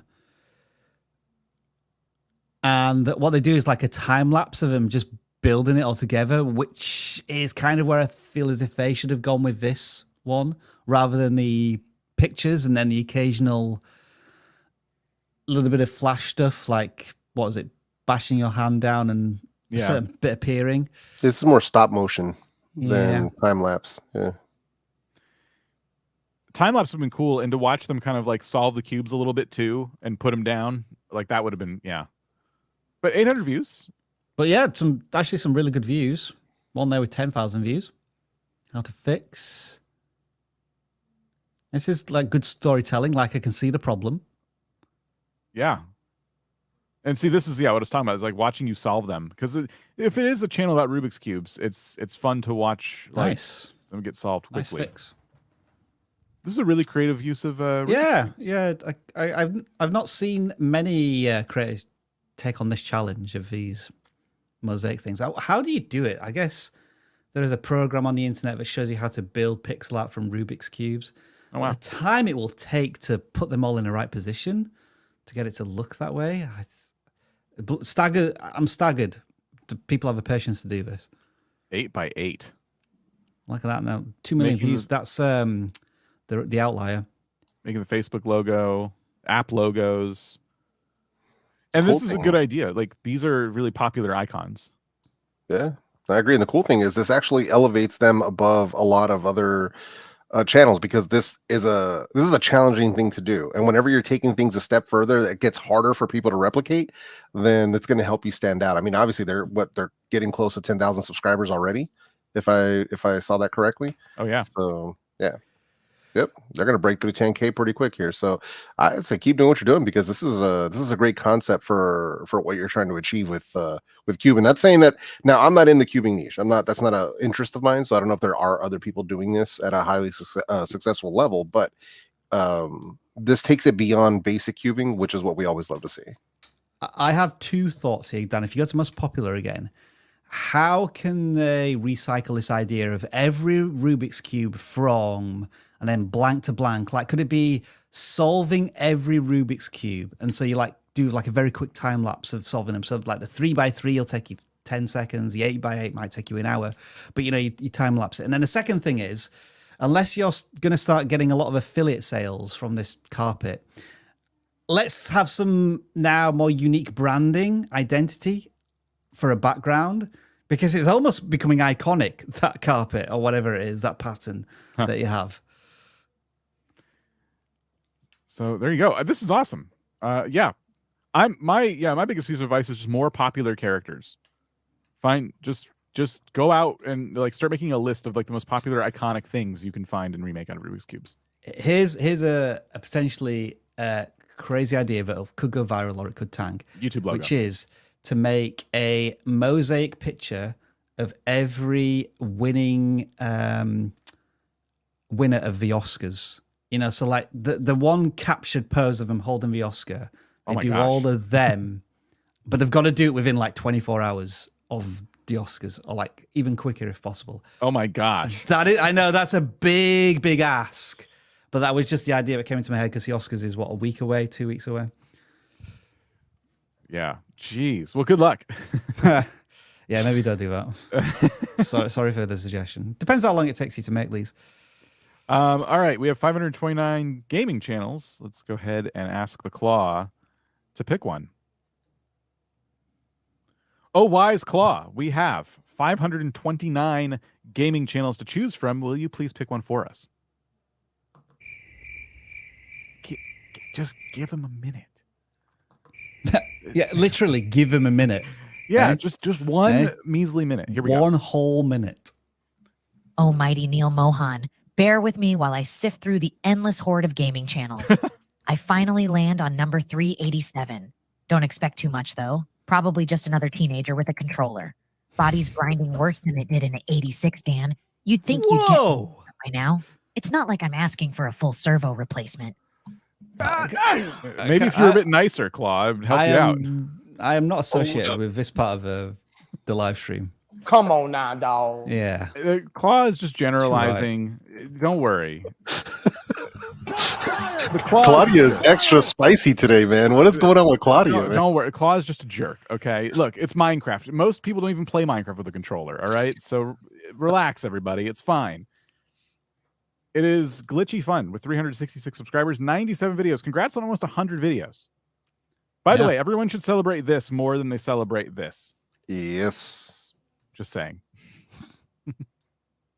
Okay, Minecraft Biohazard Wild Unleashed Episode 3 Rogue Landing. Oh, that's taking up too much of a title. That Unleashed episode number. Yeah. I would say. Trying to survive a Minecraft Biohazard. Ep 1. Ep 2.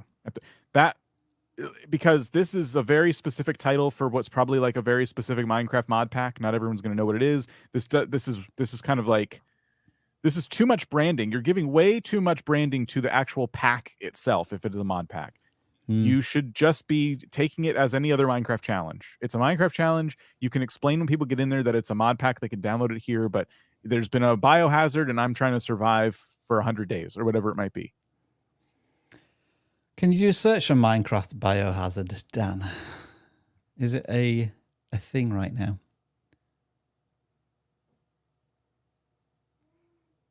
Resource pack. So that's like when you retexture the game.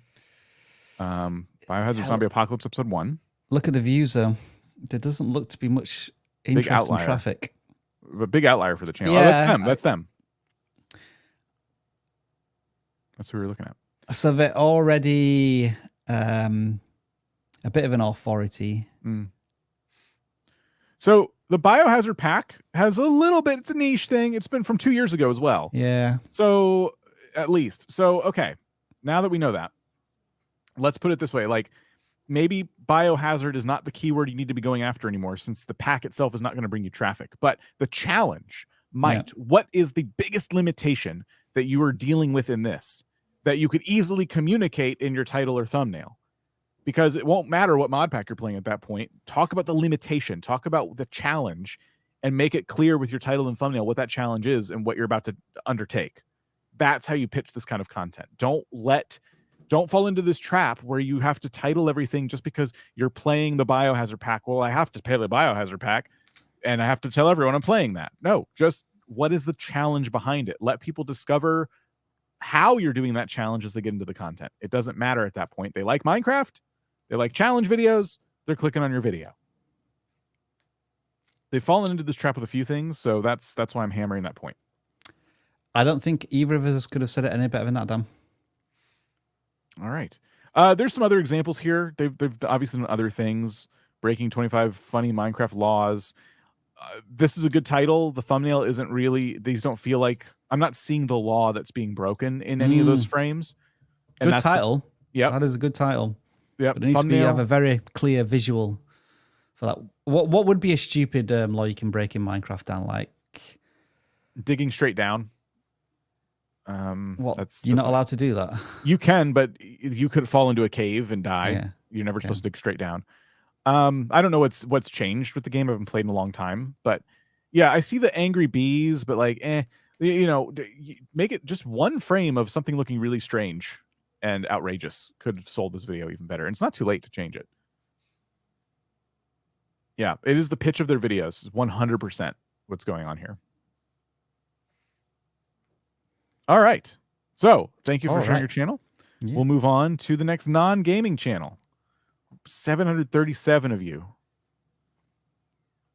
Mighty CLAAAW. We have 737 non-gaming channels. Please pick one for us.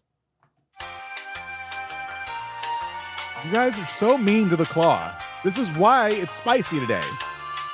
It's your attitude towards the For CLAAAW. the love of Neil Mohan, I wade through this ocean of mediocrity and pull out number 605.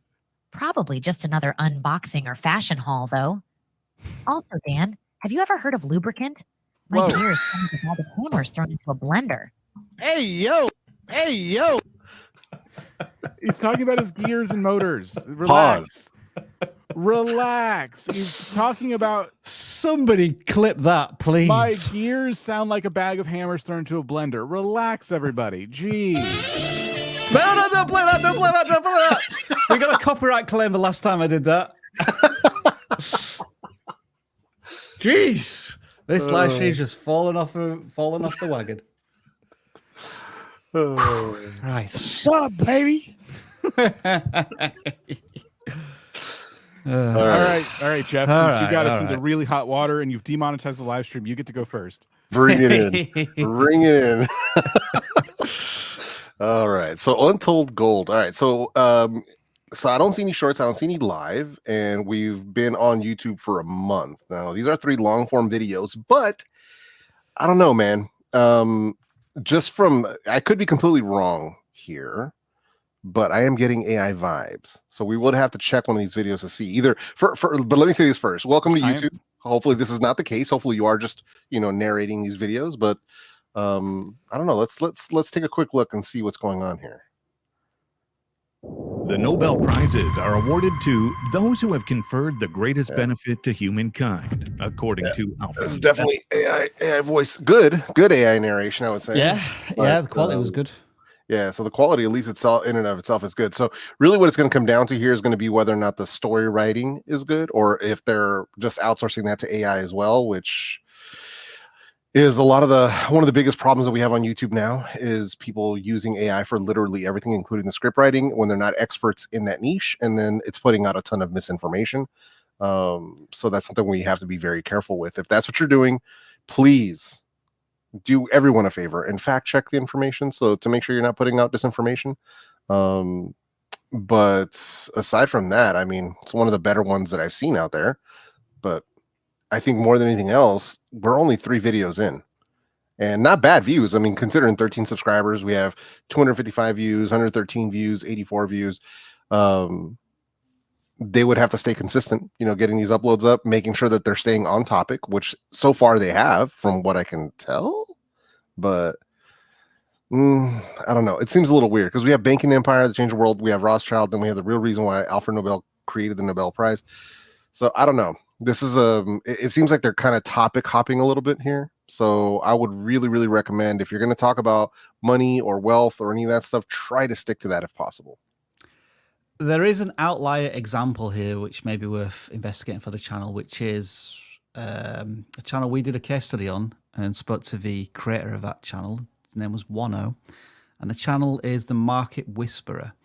Now, it looks as if they've not done anything else with this channel, but they did a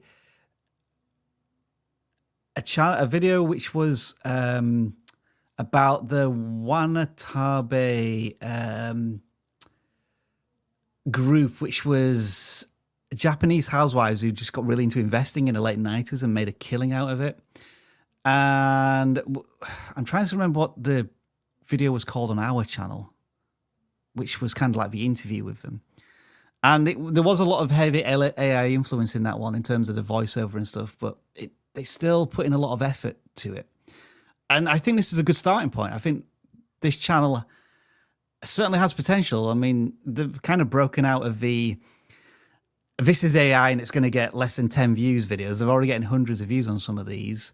But yeah, it may be just the storytelling or the construct of the longer video essay itself is just not holding enough retention at the moment. I'm going to say we don't know to what extent AI is involved. So yeah, that's a fair point. It also, I mean, it's the voice. If it is AI, it was a convincing one. So I'm not even 100% on the voice being AI myself. So I don't want to go off of this as like the assumption. They could be. I could be completely wrong, and they could be using a ton of AI. I have no idea. It doesn't matter. What matters is like is the content, like Jeff said, not full of misinformation, because even humans who write documentary style content can get that wrong. So just gotta be careful about that. And is the topic interesting? And so the latest video, The Real Reason Why Alfred Nobel Created the Nobel Prize, is an interesting title. I know what the Nobel Prize is, but the thumbnail isn't really captivating me. Merchant of Death and the tiny text it says there. And that is intriguing, but I'm just not, it's not enough to get me over the hump to get me to click on the video. And that's where I'm stuck at with the video. It's like, you're claiming this person's the Merchant of Death, but you're not showing me enough to like convince me that like there's a dark history behind this thing, you know? So I think the execution could have been better. Yeah. Agreed. So here's the thing that I will say, if anything, and we can move on if you guys want. It's going to be, you have to understand that in this type of channel and this type of niche, there are a lot of people doing this, a lot, and they're doing it at a higher level, including actual people being on camera and talking to the viewers, or at the very least, if it's not AI, you know, a very good narrator. But you have to think, how can you stand out above the thousands of other channels that are doing the exact same thing, that are making extremely similar thumbnails, extremely similar layout of videos and edits? How can you make this stand out above them? Yeah. So that's the homework I'm going to leave you with, because you got to do something that's going to make you stand out, because if this is too easy for someone to put together quickly, your competition is really, really high. So all right, let's pick a gaming channel. There are, on the gaming forum, here we go, 542 responses. So 542. Okay, CLAAAW, 542 gaming channels have submitted, and you must pick one. Please don't pick one you've already picked, which would be kind of funny if you did, but don't do that. Oh, no, no, no, no. What? On the CLAAAW. Mouthpiece of the solemn Neil Mohan that I am, here goes another random dip into this endless vat of gaming channels, number 313. Probably another amateur Fortnite, sigh. And Rob, any chance you could tighten my spring mechanism? The squeaking is ruining my solitaire concentration. Hold up. This is getting very uncomfortable. Yeah, what is going on with Claudia? She's getting a little too comfortable with addressing this now. Yikes. Oh, I mean the AI CLAAAW. All right, Dr. Brute, 6,200 or so subscribers, 377 videos. So, hey, PS Vita. Wow, nice. Yeah, you know immediately what this channel is about. It's like modding, keeping a PS Vita alive in 2024 type of thing, isn't it? So I get the channel instantly, and I think that's reflected in some of the views. So PS Vita homebrew ports. This is definitely an awesome channel. If I had a PS Vita that I was going to mod, I'm certain I would find this channel. Let's see if there's popular videos. How to set up and apply cheats on your games. Oh, on Nintendo Switch. Okay, so this is more like techie stuff before they get into like the homebrew. How to install and use 8-Shot for 3DS.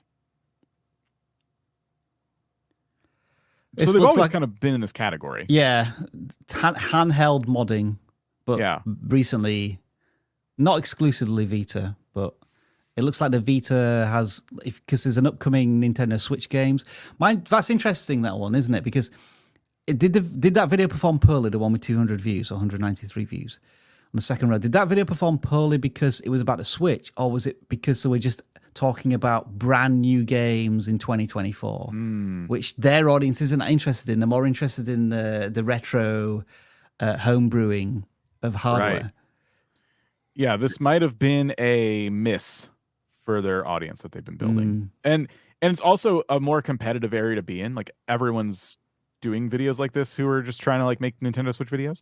So, I could see why that one didn't do as well as like the follow-up. Install this new plugin for the upcoming upcoming ports in PS Vita. I would say just keep working on your packaging. In some cases, like for example, 4K GameStick SF900 review. What is that thing? Now, there's one thing I recognize, and that's the Super Nintendo controller. Is it a custom Super Nintendo thing? it plays maybe 100 Super Nintendo games. But lead with that. Lead with the thing I know. Like, you can put this keyword in the description. You could talk about, this is the 4K game stick SF900. And if you say those words and they end up in the transcript, YouTube can still pick it up and it can still show up in search. You don't need to go all search heavy with this kind of video. Like, show me what it is. Like, this modded Super Nintendo plays 1,000 Super Nintendo games. Like, focus on like the cool benefit that I'm going to get about the product. So that would be my advice to them, is like, try to, when you do product reviews like this, get away from the very, very technical names. This has a fan base. They don't know what it is. They're not looking for this review. Just, you're trying to show them, hey, there's this cool thing. If you like Super Nintendo games, you want to get this thing. There is an opportunity to up the thumbnails a little bit as well, Dan, and I want you to use this channel as a reference point. Taki Udon, TAKIUDON, space. Oh, yeah, that's it. That's the first result. So I think these thumbnails are not much of a leap from where they are. I've seen this video. They're just like the next step up. So I think what's good about these is they're a little bit cleaner, and they usually just have like a very popular game from, this is an emulator channel. And I think this creator could go in that direction a little bit, because if you go back to the Heroes channel, one thing I have noticed is that they do have consistency with how they display the device, but then they use different font on every single thumbnail. Right. And the lighting isn't quite right, which drives me nuts. Yeah. And then I do just want to put all of this under an umbrella. Make sure you're checking YouTube's guidelines about this type of stuff, about hacking, modding, piracy. I'm not saying that you're doing that, because we haven't watched one of your videos, but you're moving towards that area of community guidelines, so just be aware of that. Yep. I've seen channels get taken down for less, so really be careful when you step on that line. If you're going to be a habitual line stepper, I would really be careful around that. Yeah. And I agree with Rob about Taki's thumbnail game. It looks high end. It's really not hard to pull off. All you need, if you want to see how this is literally top down photography or top down product photography. So literally you could do this with a cell phone. If you wanted to. If you had a nicer camera, obviously it's going to look cleaner. But one of the quickest ways that I found out to do this is like to go to a hobby store and get sheets of this like colored kind of like paper, construction paper, stuff like that, of different colors, to give you a clean backdrop. And then you can have whatever it is, if it's a game console or whatever the handheld is, you can put it there. You can set it on top of something to give it more depth. And then literally overhead shot. You can hold your phone right over it. The key is going to be getting lighting. You're going to want to have a couple of lighting sources. But it's really not that difficult. You can set it up really, really cheap. There's a ton of tutorials on YouTube. I think even Caleb Pike has videos on how to do this. And it's really, really easy to pull off. It's not, it looks really good at the end. The end product looks very good. And it might lead you to think this is very difficult. It really isn't. So, yeah. By the way, just an example of what I was saying earlier. PS2, GameCube, and Wii in your pocket. Boom. The Retroid Pocket 4, blah, blah, blah is still on there. But it tells you exactly what you're getting with the product. This is all the things that this little console is. If you've never seen this before, it doesn't matter. Here's what it does. That's what I was trying to communicate earlier. But yes, all great suggestions. Best of luck to Dr. Brute. Thank you for sharing your channel. And that's it. Goodbye, AI Claw. Goodbye, Jeff. Just kidding. Whoa. That's harsh. Hold up. Thank you, everybody. You made it. You can leave me. Oh, this is whenever I put the music on, it just completely crushes our audio for some weird reason. Yeah, it does. Well, cool. Parting words. Make good stuff. I'm hearing the music twice, Dan. Is it because your Claudia is doing sorry. this silly thing? Sorry. Thank you. My final thoughts are, I haven't seen Dan's cat at all today, and I'm really disappointed about that. Yeah. I'm a little concerned. I've been waiting 2 hours to do this. It's supposed to have sound or no? It was supposed to have sound, but for some reason it didn't play the sound, which is really annoying. I love how she would throw cats at people. Yeah. There you are. Crazy old Dan cat lady. That's what we're looking forward to. You're worse than the Claw. You're mean. All right. Are you guys still here? You can go. We're done. The stream is over. Bye. We'll look for the outro. Okay, here it is. All right. Jeff, any final words? All right.